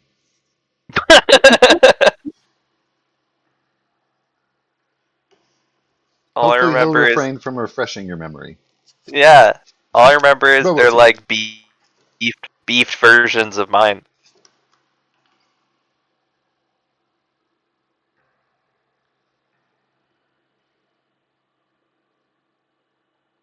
Crazy. Unbelievable. Not what I was expecting today. I didn't It think will so. seem like Arno's about to test himself. Levi Levi was like, I don't know if I'll be able to count him. I was like, don't worry about it. It's just gonna be another chill session. Yeah, chill session till the very end. And then it was like, what the heck? Flip the table. I get the debate all week. Am I gonna be able to kill these guys? Or are they Yeah. gonna kill me? This was my birthday present to you, Ray. That's Happy so birthday, so Ray. awesome. That's great. Have a challenge. Well, I get to plan Petunia's funeral, so thanks for that. Funeral. Let's stitch her Don't body worry. back together and bring her carcass Augustine's back gonna to come over Faerun. here, use his scroll of true resurrection, and revive Petunia. And then we'll force Dooney to come back and play. Ha ha ha. Yes. If you revived Petunia, she would be so upset. She would be upset. Yeah, Oh, that's because she fair. doesn't appreciate necromancy stuff. Necromancy. Is resurrection a necromancy spell? It is. They're all necromancy.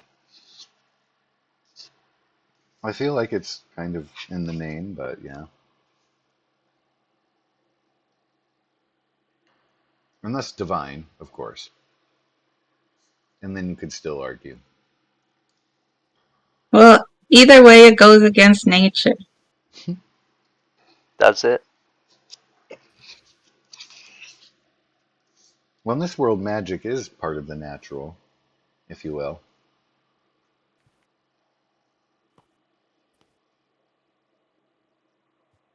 Okay, now we're getting into semantics.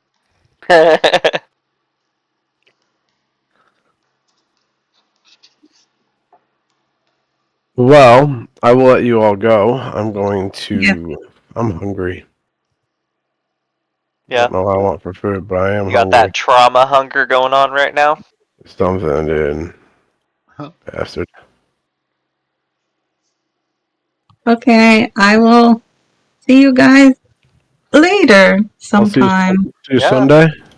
Yeah, I'll see you Sunday. Well, I'll when we catch play you Storm King, you'll sometime. be able to get Sure. updates and stuff. Later. Yeah, that's true. Okay, good night. Good Peace. night. And good luck. Thank you.